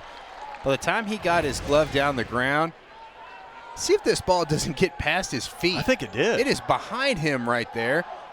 The strong arm, but what a great job by Peyton Stovall at first base. He is just turning into a vacuum over there. Now batting, number 1. I feel like Arkansas's made 3 or 4 really good plays. They had a double play yesterday with Moore and Battles up the middle that have maybe taken the possibility of a scoring inning away from Kentucky. Here's Daniel Harris. Both lined to left and struck out. I think Arkansas fans are just so spoiled by how talented these infielders are. A play like that, you think back and you just think about it a little bit of not only does he have to field the ball behind him, he has to do a 360 spin and have a really strong arm to get that ball over to first base. I think plays like that when a team is trying to come from behind are extra frustrating. Very deflating. You start to think, well, there's a ball squared up, base runner, and before you know it, instead he's going back to the dugout. And I mean, it happens in this conference. It happens at the next levels in the minors and the majors.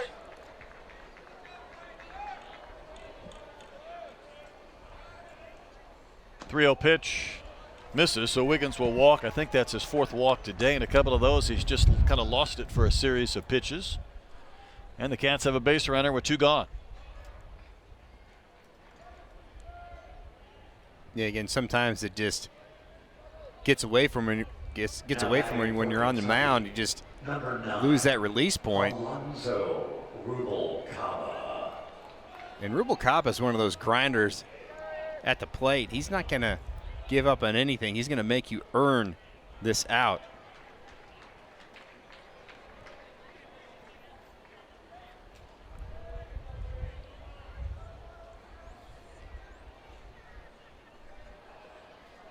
Two gone in the 6th inning. Another pop-up on the right side. See if Moore calls off Stovall. Stovall is there. Why isn't the runner going with 2 outs? Harris still standing on the base. Had that dropped, Arkansas would have been able to get it out anyhow. Inning ends. Remains 3-0 Razorbacks.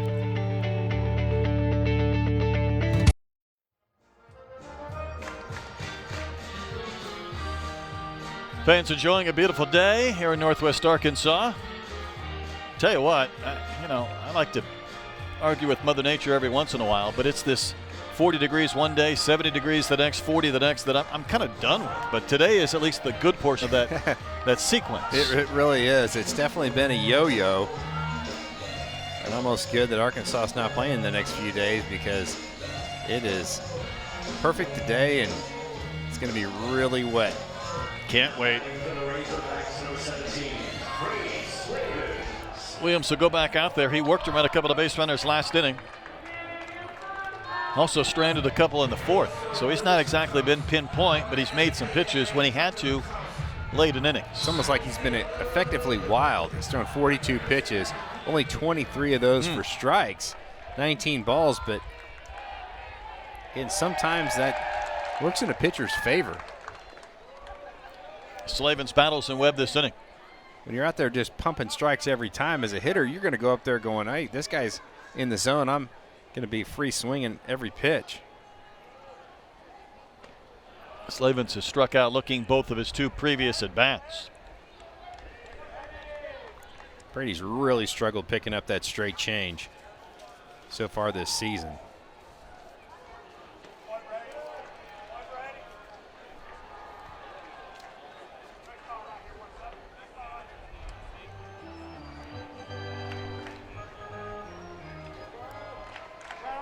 He has somewhat settled into a DH role, even though we saw him in right early this season. Goodness. Not sure about that one. That break late, or did that catch the top portion of the zone? I guess that's what home plate umpire Jason Bradley thought. Had some good gravity effects on that breaking ball.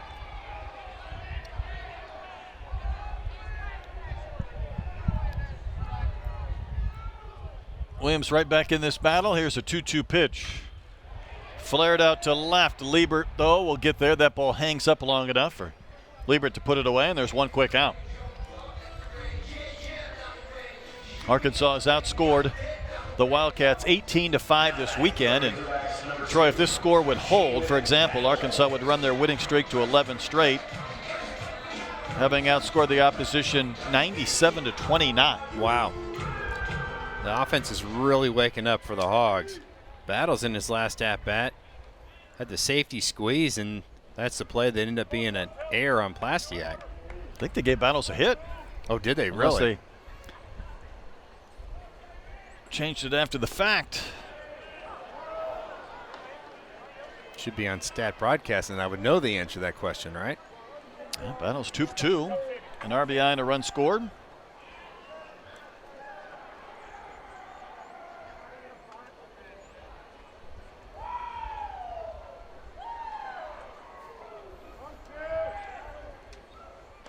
Just about hit that front kneecap. 50 pitches in relief for Williams. Brett, this Arkansas crowd, I mentioned once before, for being as full as it is, it's really pretty quiet. Almost eerily quiet at times. And the Hogs have only have 5 hits with 3 runs, so it's not like they're pounding the baseball all over the field that fans have an opportunity to cheer for, but I think they'd be in spring break mode already. I think so. Maybe they're not at the beach, maybe their minds are at the beach. Maybe. 3-1.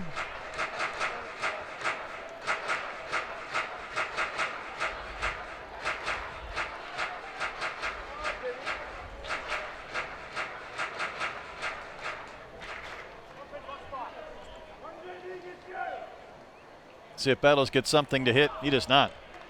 I'd like to go back and see how many 3-1, 2-0 pitches have been fastballs today. Not many. I don't think you can count them on your hand. Probably less than that.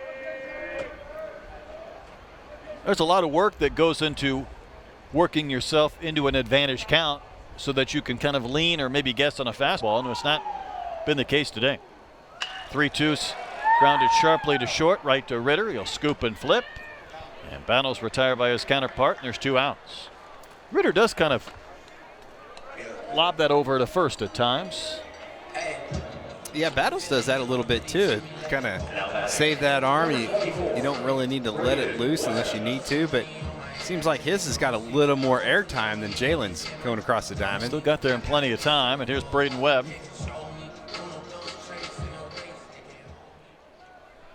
Webb looped a single to left, tried to stretch it to a double and was out, even though it was replayed in his last at bat. Also had the 2-run homer that went 442 feet. Back in the 3rd inning.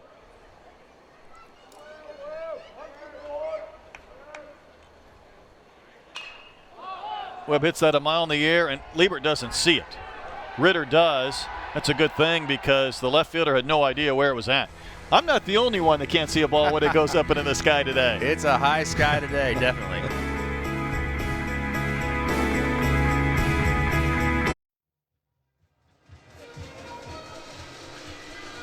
Troy, the big boys are coming to Baum-Walker this year.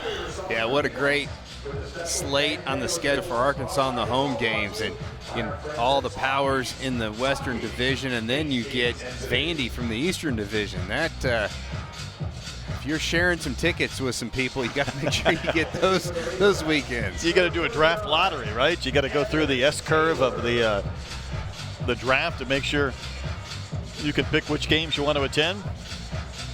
Those are going to be fun. Hawks trying to sweep this series, and they'll entrust Evan Taylor to come on out of the bullpen after 6 scoreless innings of a start for Jackson Wiggins. Yeah, really nice start for Jackson Wiggins. Again, he has the stuff that he was able to just kind of pitch around just a couple base runners and looked really, really good. And Evan Taylor's been solid for Arkansas out of the bullpen. You feel like he's going to be a guy that they continue to go to on a weekly basis. And again, when he came on to pitch on Friday, faced 5 and retired 5 with a strikeout. You'll look at John Thrasher, who was one of the 4 Kentucky hits.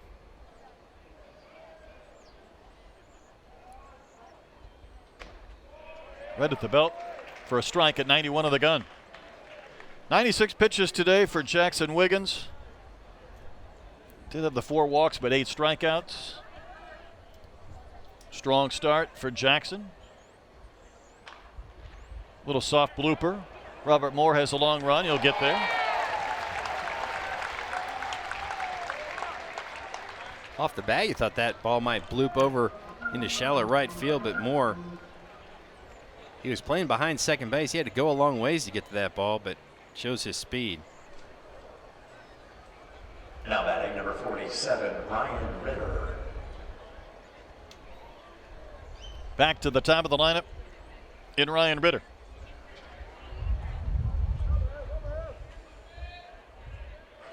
Ritter still hitting .322 with 3 bombs and 16 RBIs on the season.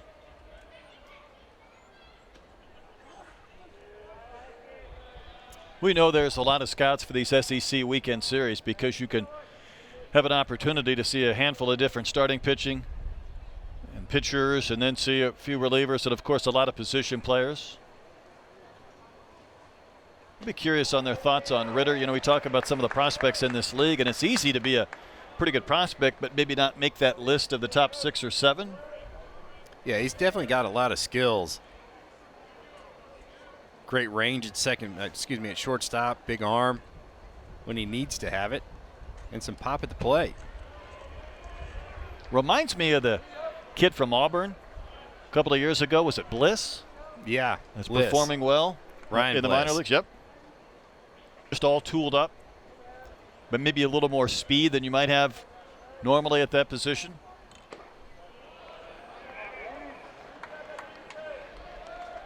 Let's see how patient Ritter's going to be right here. Kentucky needs base runners. Again, still down by just 3. Feels like more than that. Cats need base runners. Foul outside of third. That's the one thing I think that's characteristic about this Kentucky team this year. It has been their competitive nature, and I think they're trying to find a little bit of that late in this game.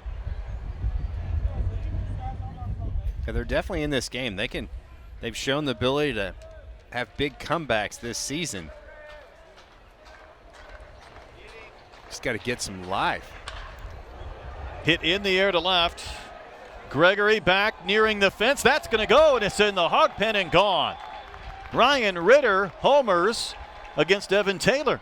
So one swing has put the Cats on the board and tightened up this game. You needed a spark if you're Kentucky, and that just might do it right there. Big swing by Ritter. I think Gregory lost that ball as well, too, because just for a split second, he kind of put those hands out to the side, and I don't see it. I thought that ball was hit pretty well, and then Gregory reacted as if he thought he was going to have a play, and I'm with you. I don't know if he located it immediately. That was a breaking ball up in the zone. You saw how far out in front, great extension by Ritter that he made contact with that baseball. And it carried well out over that left field wall. Into the people. Here's Estep. He's 0 for 3 with a couple of strikeouts today.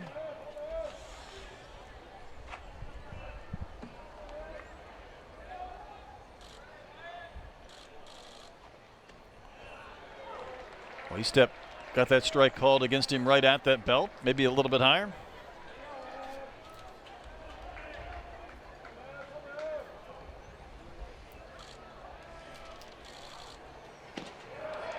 On the corner for another called strike. Well, that's a really tough fastball because it seems like it's coming across the plate at a 45-degree angle where Taylor releases that ball from. He starts on the far right side of the rubber, closer to first base. Ball's hit into the wind, deep to right. Lanzilli back. Does he have room? The wind taketh and it giveth.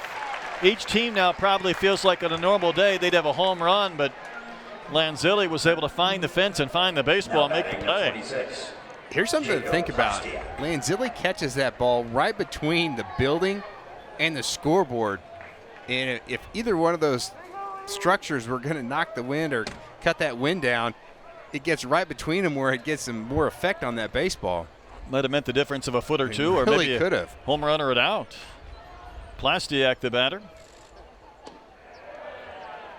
Robert Moore felt like he was going to have a 3-run homer in his last at bat, and the wind knocked it down. And off the bat, I thought Estep had himself a solo shot as well.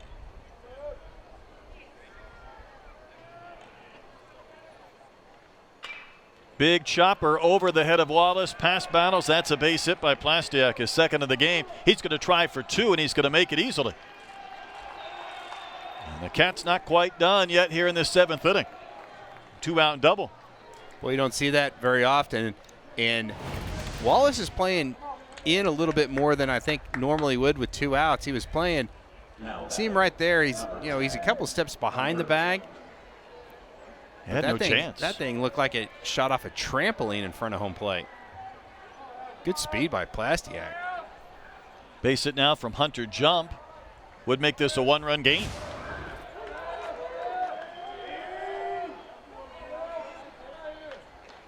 Jump is 0 for 3, lined out to Lanzilli and right his last time in, and now in this lefty-lefty matchup.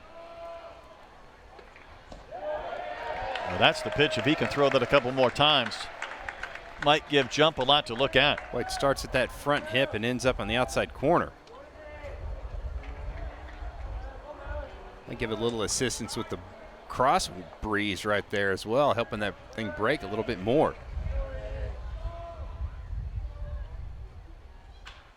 Fouled right at the plate.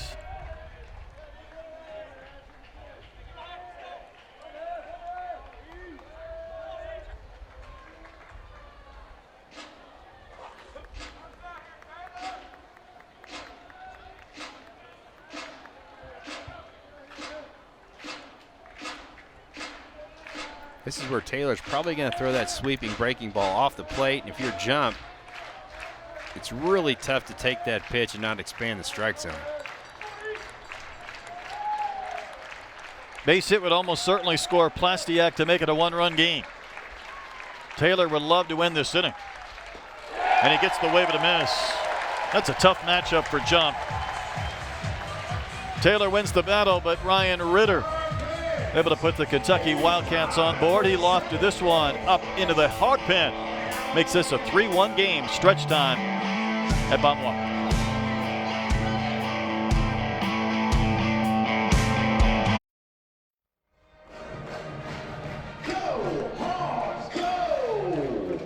Well, Kentucky's going to the bullpen. Right-hander Sean Harney is the new pitcher. Harney's a dwarf on the staff. He's only 6 foot tall, so, but you see he's got a real live arm. He's going to be 91 to 94 with the fastball. Again, another pitcher for Kentucky with a great strikeout to walk ratio. See, really nice 2.03 earned run average. Some really positive numbers for Harney. Has a 3/4 arm slot, and they want him to keep this game right where it is. Just a 2-run ball game. Spent 3 years at UMass in his home state. Primarily a starter there with a good earned run average, less than 3.5.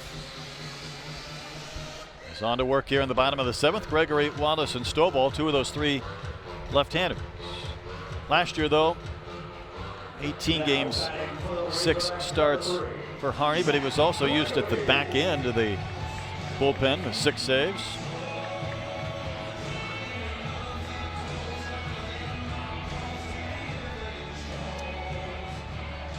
Cats are right there, but they really don't want to see Arkansas answer that run they got at the top of the inning on the home run from Ritter. Yeah, I think that's going to be big for Kentucky, is to keep this inning quiet. They want Harney to pound the strike zone. That's a good start for him right there on that tailing fastball. Gregory has struck out. He's been hit by a pitch.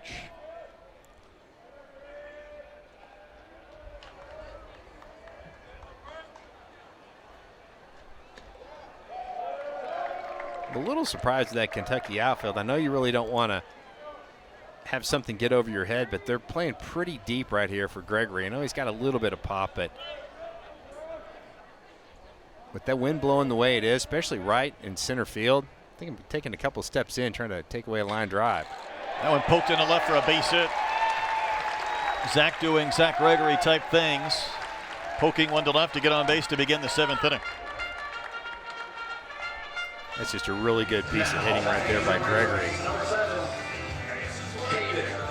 And you wonder if they just had a little conversation with him saying, hey, we know you've got a great eye, but we need you to swing the bat and produce.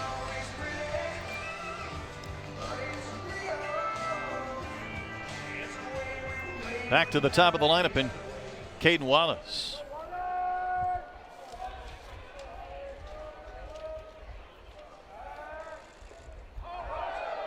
Baseball's a fickle thing. Last weekend, Wallace in 4 games against UIC drove in 13 runs.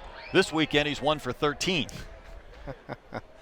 That's just a bad number to work with right there. Yeah, last week it was lucky 13. This week, maybe not so much. But, I mean, Kentucky has a film room too, and they can pop on these games and these tapes and watch those last few games and scout them like anybody else.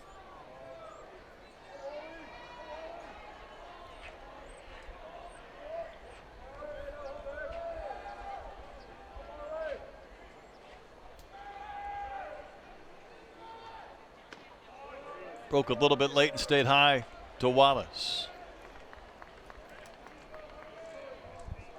Both teams have 6 hits. Arkansas get the lead with 3-1. They're looking to add to that lead right here. Wallace will lift that back and out of play.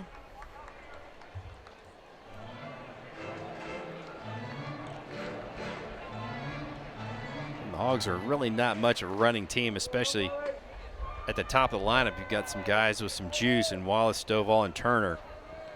You don't want to run yourself out of a big inning.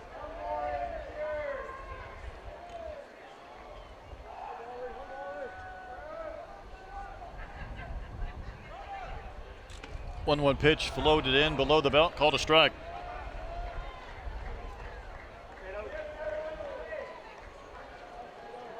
Well, this looked like he's had a little bit of trouble picking up that off-speed curveball slider from those Kentucky pitchers today.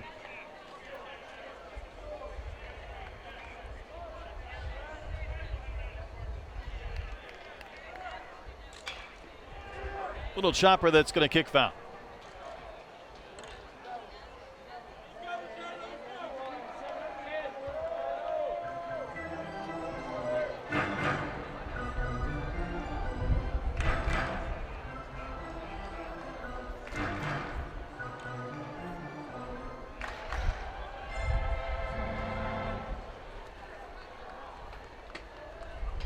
One ball, 2 strikes to Wallace. Nobody out. Bottom of the 7th. Arkansas looking for a little bit of insurance. A 2-run lead, trying to sweep this opening weekend SEC series.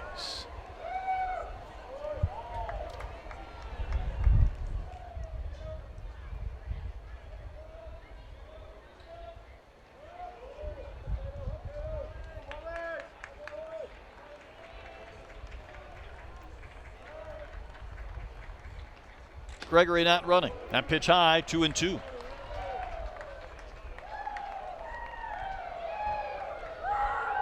Well, Arkansas really doesn't run very much, and Kentucky's catcher, Rubalcaba, he throws very well. So again, you don't want to strike him out, throw him out in this situation. Wallace will look at strike 3. Caden was trying to check, maybe thinking that pitch was outside. He was rung up. That's the first out of the inning. Let's see this one again. Just a great breaking ball. I think that thing is well off the plate. Yeah, I do too. I think Rubalcaba steals one right there. Caden's got a good argument. I don't think you can hit that thing with a boat paddle. So 1 gone for Stovall.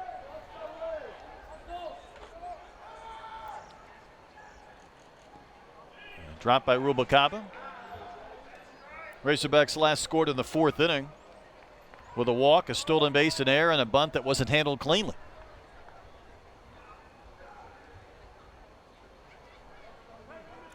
Brett, I'm not sure the Cats have rolled the double play. No, I think they have rolled one this weekend, haven't they?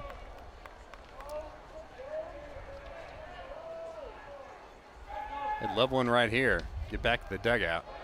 Slavin's hit into 1. There's a throw that's on the money, but it kicks and it propels into shallow right field. Gregory's going to pop up. He's going to take off for third base, and he's in with the dive, and he's safe again, and the ball's up against the railing of the dugout. Zach probably happy he didn't have to keep on running. Harney was having a difficult time locating that baseball in the throw. That was a snowball fight for a couple of seconds. A little bit of a circus on that play right there. Not a bad throw by Rubalcaba, just a little bit short. Ritter doesn't come up with it. Now throw is on the money, just a foot short. And then right here, I don't think Gregory even realized anything. Nate Thompson screaming at him, say, come on to third base. And that throw gets past the third baseman.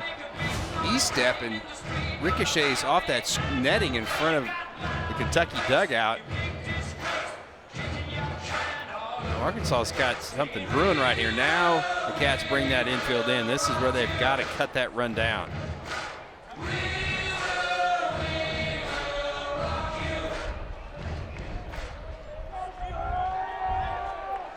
One and 1 the count to Peyton Stovall.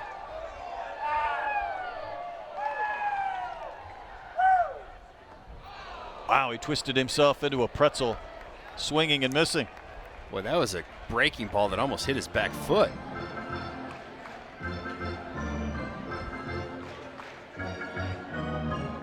Boy, Sean Harney would love the punch out right here. If you're Stovall, you've got to shorten up and just try to punch at that baseball right now. Harney wants the strikeout. Stovall able to stay alive. Yeah, he threw the same pitch, that slider in. The one before that was down and in. That one had a little more height to it, and Stovall was able to fight it off. If you're Zach Gregory, you've got to be on your toes because Harney's already shown he's going to throw that slider. Might come back with it another time right here and might bounce this one.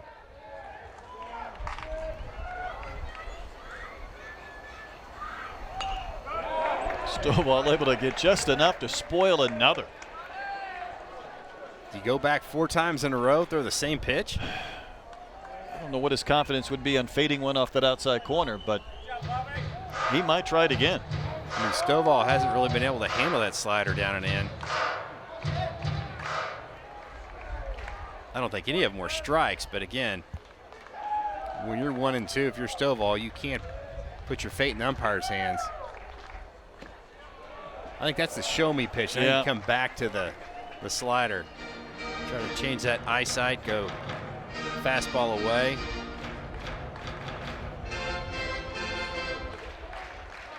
So for Kentucky, you better be ready if you're Plastiak or Harris over on that right side of the infield.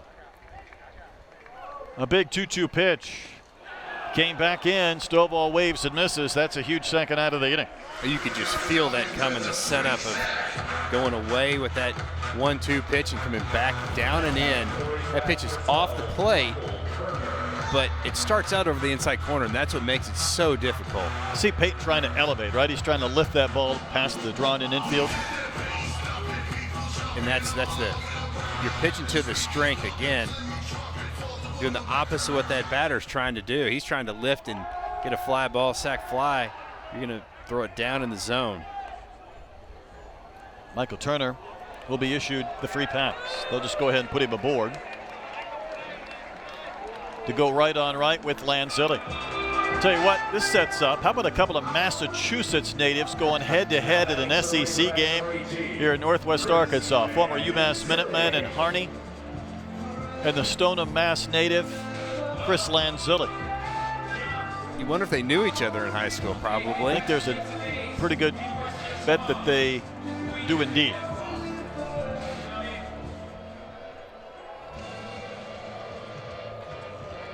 The Battle of Beantown, the Massachusetts matchup, if you will, on the quick mound visit first. Lanzilli, though, doesn't care who he's facing if he can get a base hit 0 for 3 today, and it's rare to see him do so. Now, he's going to the scouting report, so maybe he doesn't know Harney if he's checking Nate Thompson's big grid.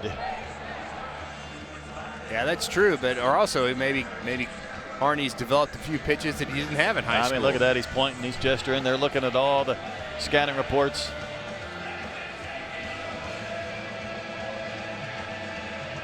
Talking tendencies. That's a meeting at the mound and then some. I mean, there's some strategy we working right there. Everywhere. Kentucky's talking about their strategy and the hitter. Nate Thompson and Lanzilli are going over the pitcher.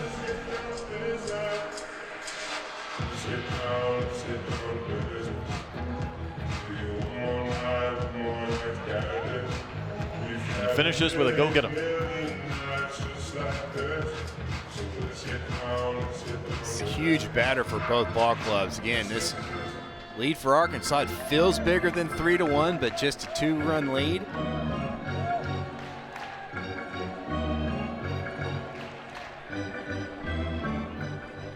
But Turner, the catcher over at first base, he's probably not going anywhere. Got a pretty safe lead. First pitch to Lanzilli. Bends one down and out. Chris went at chase.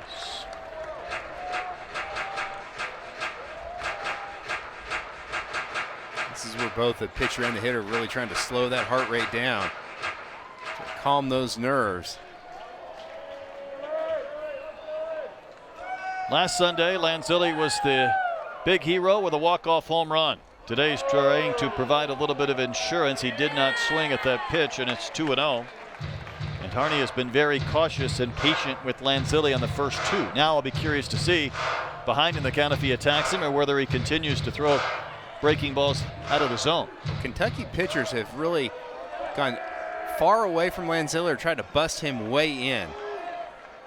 They try and come in here with a fastball. Came in, but Rubalcaba reacted as if he wasn't quite sure where that pitch was going. Yeah, he keeps pounding that wrist, and I think he did get crossed up right there.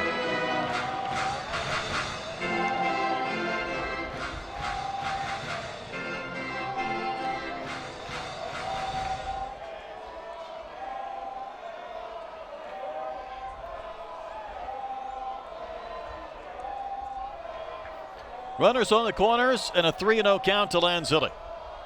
This is where I'd green light it. I do too. And he gets a breaking ball. We talked about Kentucky. They were not going to give in. They have consistently gone to the off-speed pitch. We've seen that a couple of times today on 3-0 pitches. And fastball counts, really have. I think that's just good baseball. I do too. I like that because you've got a guy that might get turned loose. He's going to, if he swings at that, he might roll over something. The last out of the inning. Hasn't seen a fastball yet. Did there, and it's up and out. The bases are loaded for Robert Moore. Well, he's driven in 6 in the series. The Bearhats come out, and Robert just about had 3 on one swing in his last at bat when he ripped one. It got knocked down by the wind and right, and Fogel made the catch. Even got those Bearhats way out in the hog pen. They're everywhere here at Baum Walker.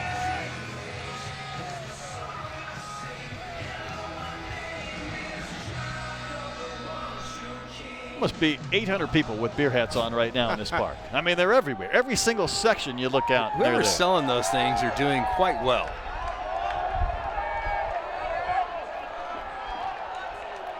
Bases loaded, Robert Moore at the plate.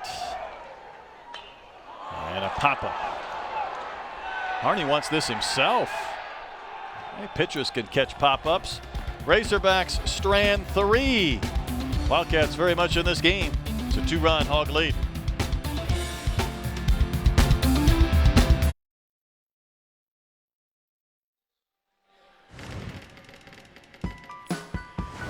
Have a chance to sweep a series. You need quality starting pitching. There's 3 quality starts, Troy: Nolan, Smith, and Wiggins. Yeah, anytime your starting pitcher goes over 6 innings, that's a really, really good start. Those are great numbers, and that's why Arkansas is kind of in the driver's seat in this series. Nolan, Smith, and Wiggins getting it done on the bump. And you go back last year, other than Wicklander on a Friday, you would see a lot of 4-inning starts, some Lyle Lockhart, trying to get those guys on Saturday and Sunday through 5 innings. Yeah, that was kind of a challenge for Arkansas a season ago, but so far so good for Arkansas in this weekend with the starters. Brady Tygart becomes the 3rd pitcher used by the Hawks. Tygart's had some really good innings in his last outings. Kind of that 3/4 arm slot. He'll throw a big sweeping breaking ball to those right-handers, and the fastball's got a lot of run that runs into righties away from lefties. Here's Fogel. 5, 6, and 7 this inning. Fogel, Liebert, and Harris. I think right-handers are going to see a steady diet of that off-speed breaking ball. Has Tygart got a giant red glove out there? He Thing does. almost looks cartoonish. Got a little bit of glow in itself, doesn't it? Matches his cap, at least. Well, Fogel late on that swing. Well, you see a 78-mile-an-hour frisbee breaking ball, and then 93 on the black in the outside corner.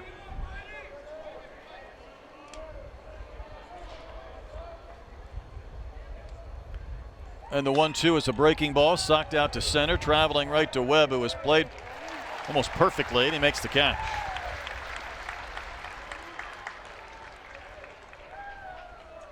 Really guided swing by Fogel, just feeling for that breaking ball.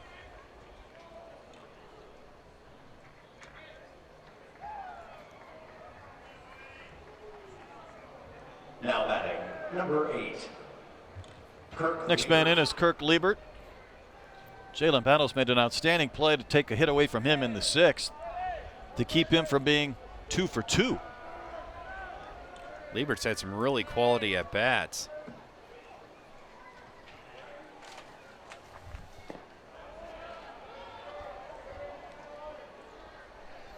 Couple of years of JUCO baseball for the Kentucky native. Tygart's working in a hurry. Pounding the zone again, 92. Liebert's up there. He's trying to get settled. He takes a lot of time in between pitches.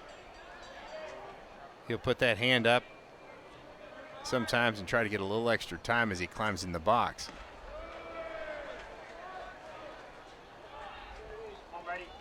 You can see Turner got crossed up on that one. Yeah, did he even see that baseball when he I caught don't know. it? He just Was he stuck his looking glove down up. when he put his glove above his head?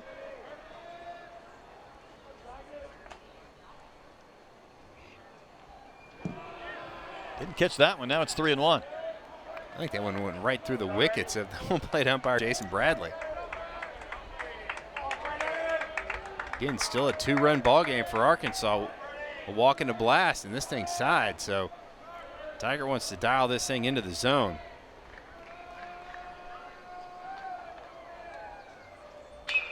Drilled, slicing away from Webb. Braden running back into the gap, and there's where that speed paid dividends. I talked a lot this year about maybe not a number of really testing type plays. That was one of those that maybe was lacking early in the year, and Webb had to outrun this baseball. Yeah, watch how hard this thing is smoked. It's slicing away from Webb, and he just made that thing look easy. And no offense to Zach Gregory or anybody else who's played center field this year. I don't know if they make that play. I would agree. And, you know, that ball's down to the gap. All of a sudden, the Wildcats have a lot of life. Instead, the base is empty. 2 outs for Daniel Harris, the 4th. Boy, Harris is way out in front of home plate. He's trying to get to that breaking ball early. Healthy rip and a miss at 93 on the gun. That might be why they want to just pound him with fastballs. I mean, that front left foot it's 6 inches in front of home plate.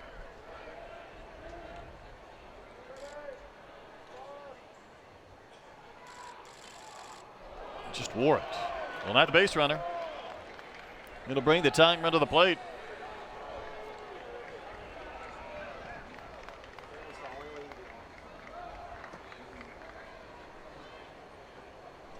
You talk about a bloop and a blast, a walk and a wallop, an HBP and a homer, regardless. Big swing here from Rubalcaba. Kentucky could tie up this game at 3 apiece. He does have a pair of home runs and 18 RBIs in the season. We've talked about his eye at the plate. Many times he's not going to expand that strike zone. He's going to make you bring it in. He's also a guy that can barrel balls up once you do.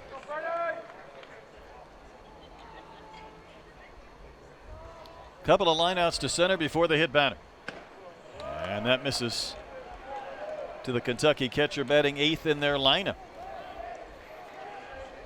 This game is played out more like a Friday night game than maybe a Sunday. No action in the Arkansas bullpen.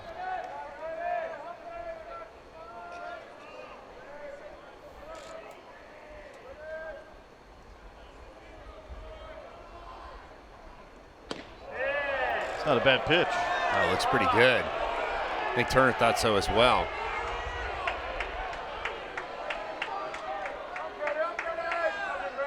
DVH giving Jason Bradley a piece of his mind. Relatively calm game in that dugout until that pitch.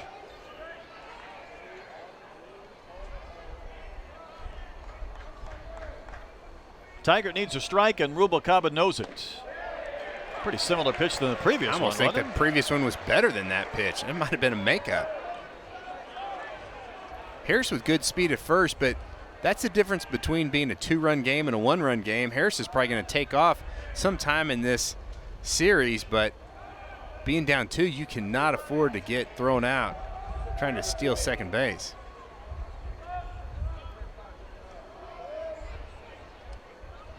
Tying run at the plate in the 8th inning for the Wildcats. Longer pause from Tiger before the pitch. Hit in the air, left center. Gregory there, sunglasses on, catch made, inning over. Cats leave their 10th runner of the game. We go to the bottom of the 8th. Hogs looking for a little bit of insurance.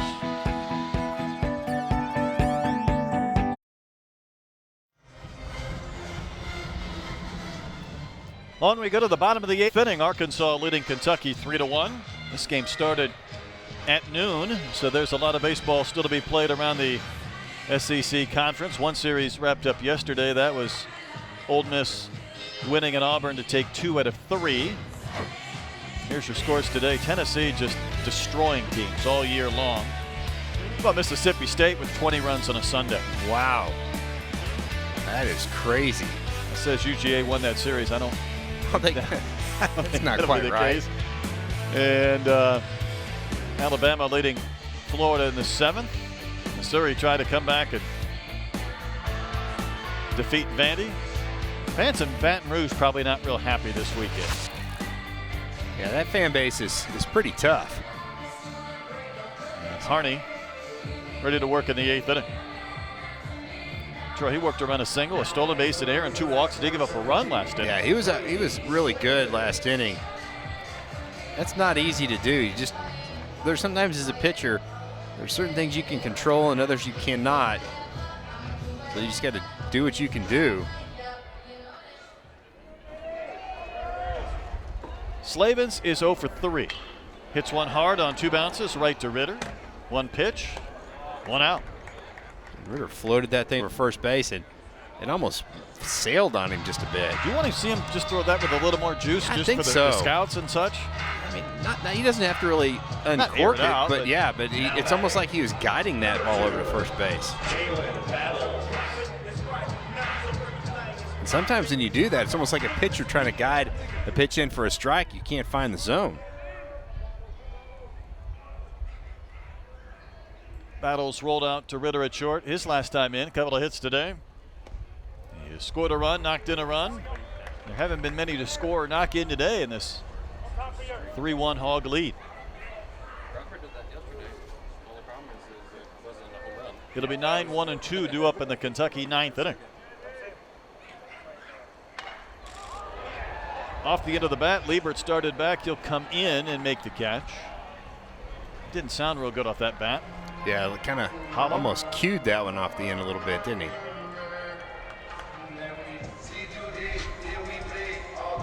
Nice start of the inning for Sean Harney. That's what you want to do. You want to get your team back to the dugout.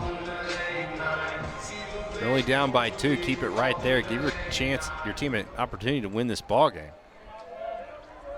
See if Braden Webb has one more big swing in him. Fly out to left, a homer and a single. He had one coming at him.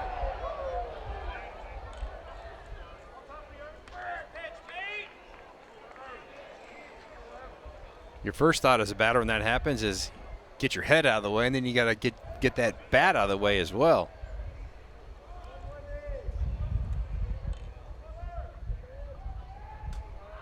Harney staring at that wristband. He'd love a quick 8th inning. Get his team up to bat in the 9th. Good pitch for a strike to Webb. That was picture perfect right there. You can't throw a pitch any better. Well, he's analyzing that wristband, isn't he? Webb's going, that's a little too long. Give my old man reader glasses in case maybe that print's a little small. Front door breaking ball. Maybe he just has on there throw a slider or nasty slider, so he's got to figure out which one to throw. I'm going to throw the nasty one.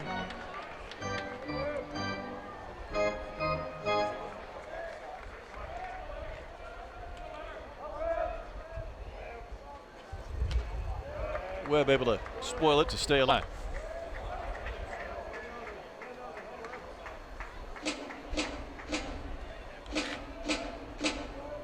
Harney's really been able to spot that slider down and away from right-handers. Showed Webb the fastball right there. I'd be surprised if he doesn't come back to that sweeping breaking ball. Webb rolls one toward short. Ritter's going to have to throw it here, and he does. So there's your answer. He can sling it when he has to. And the Hogs go quietly and in order in the 8th. We go to the 9th. Cats need 2 to tie. 9-1-2 due up.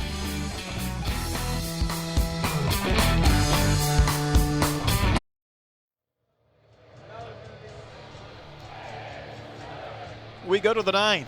6 hits apiece. Difference probably a 2-run homer by Braden Webb in the 3rd inning. Arkansas hasn't scored since the 4th. Wildcats got their lone tally. Are we playing football out there? Come on. Get the right ball. Right by the porta potties. If you reach the porta potty, it's a touchdown. Just don't run into it, No, right? don't run into it. Here's Thrasher. Wasn't there a guy in the regional that was in the porta potty when there was a big home run hit? So then late in the game against NC State, needing a rally, he went out there and stayed and started tweeting inside. I didn't hear about that.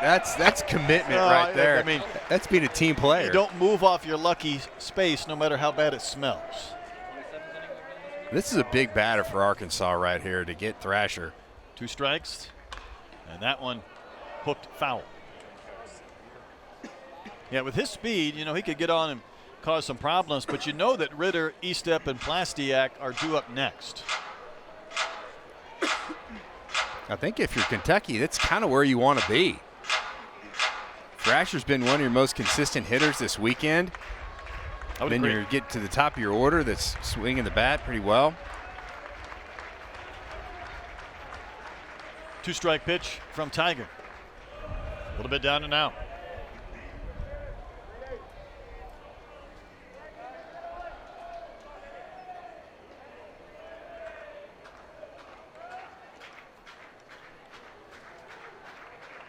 Leadoff batter, 9th inning.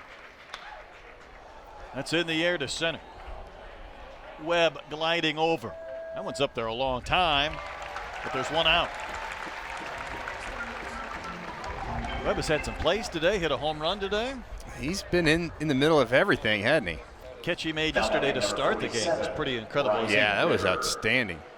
Ricocheted off the fence to the right of the batter's side. This man, Ryan Ritter, coming to the plate, is responsible for the Kentucky run in the 7th inning when he hit one up and out and gone. That was a big-time fly right there. Ritter's got the juice. That's why he's turning scouts' heads. It's a Kentucky team that has homered more than the Razorbacks this season. Arkansas, of course, led the country in home runs a year ago. Being down 2, Ritter just want to try to put this ball in play and get on base any way he can. Front door breaking ball. That had Ritter locked up, and he's not happy. Either he thought that pitch was in or it broke late, and when you're down 0-2, that anger level ratchets up just a notch or 2. Arkansas defensively on the infield battles, playing in the hole closer to third base. Robert Moore up the middle. Tigers 2-strike pitch. That one hammered a mile, but foul down the line and left. Hit the building. That was an 0-2 pitch. Maybe too good. Yeah, I think Tiger wants to get that one back. Don't make that same mistake and hang one. You can bury this one in the dirt if you have to. Just don't leave it up. 1 out, 9th inning.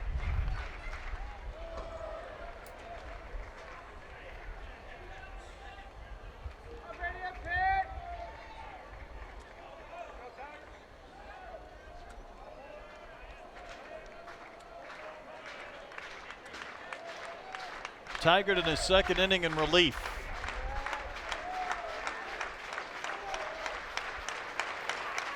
And away with a miss. Ritter down on strikes, 2 gone, 9th inning.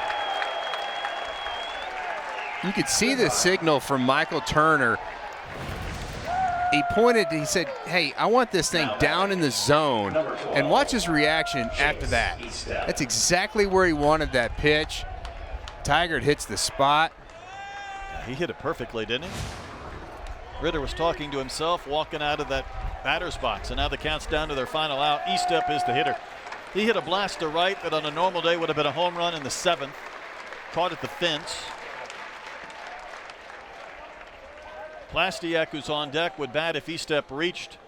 And Plastiak has 2 of the hits today for the Cats. Hard hit up the middle, base hit, and Plastiak will indeed bat, representing the tying run. Yeah, Estep's just too good of a hitter to go 0 for. Just a really quality at bat. Again, you can't hit a 2-run homer with nobody on base, so he just deposits that one into center field. Now the Cats have more hits than the Razorbacks in the game. Arkansas does have a righty and a lefty up in the bullpen. Looks like Ramage is the right-hander. I can't quite tell who the lefty is. Might be Nick Griffin, but I'm not sure. Plastiak doubled back in the 7th. 6 home runs this season for the Cats. Stovall not holding E-step. He will go ahead and take second base. And advance on what I'm sure will be defensive indifference. I like that move by both teams. If Arkansas is going to give Kentucky the base, you take it. But also, that run doesn't mean anything. Yeah, left-handed hitter up. I want Stovall deep at first. Battle's playing up the middle more into shallow right field for Plastiak. Outfielders are deep, nothing over their heads. Cats down to their final out, tying run at the plate. That thing is some straight filth. Talk about a sweeping breaking ball. That thing's moving about a foot. Maybe more.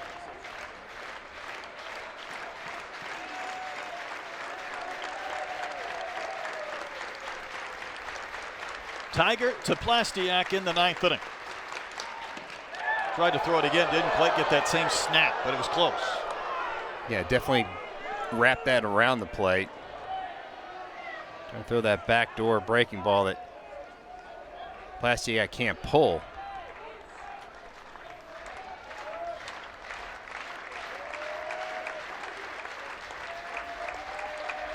Two balls and a strike to the Wildcats first baseman. And Tiger's pitch in the air to left. Gregory drifting back.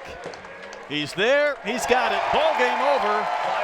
And the Razorbacks sweep the Kentucky Wildcats with a well-played 3-1 win on a Sunday afternoon. I think it all started in each game in this series was quality starting pitching for Arkansas. They were able to take advantage of some miscues, some errors and walks by Kentucky pitching. Just a solid game for Arkansas. Kentucky's going to win a lot of games this season. They've got a lot of talent. They just didn't put it together this weekend. They left 11 men on base today, and the Razorbacks got the early lead and made that hold up. Flags flying, handshakes and high fives, and the Hogs have now won 11 straight games. Next broadcast March 29th when Little Rock comes to town, 7:30 Eastern Time on SEC Network Plus. So for Troy Eklund and our entire crew, I'm Brett Dolan, thanking you for watching. Razorbacks with the sweep. They take down the Wildcats 3-1. So long, everybody.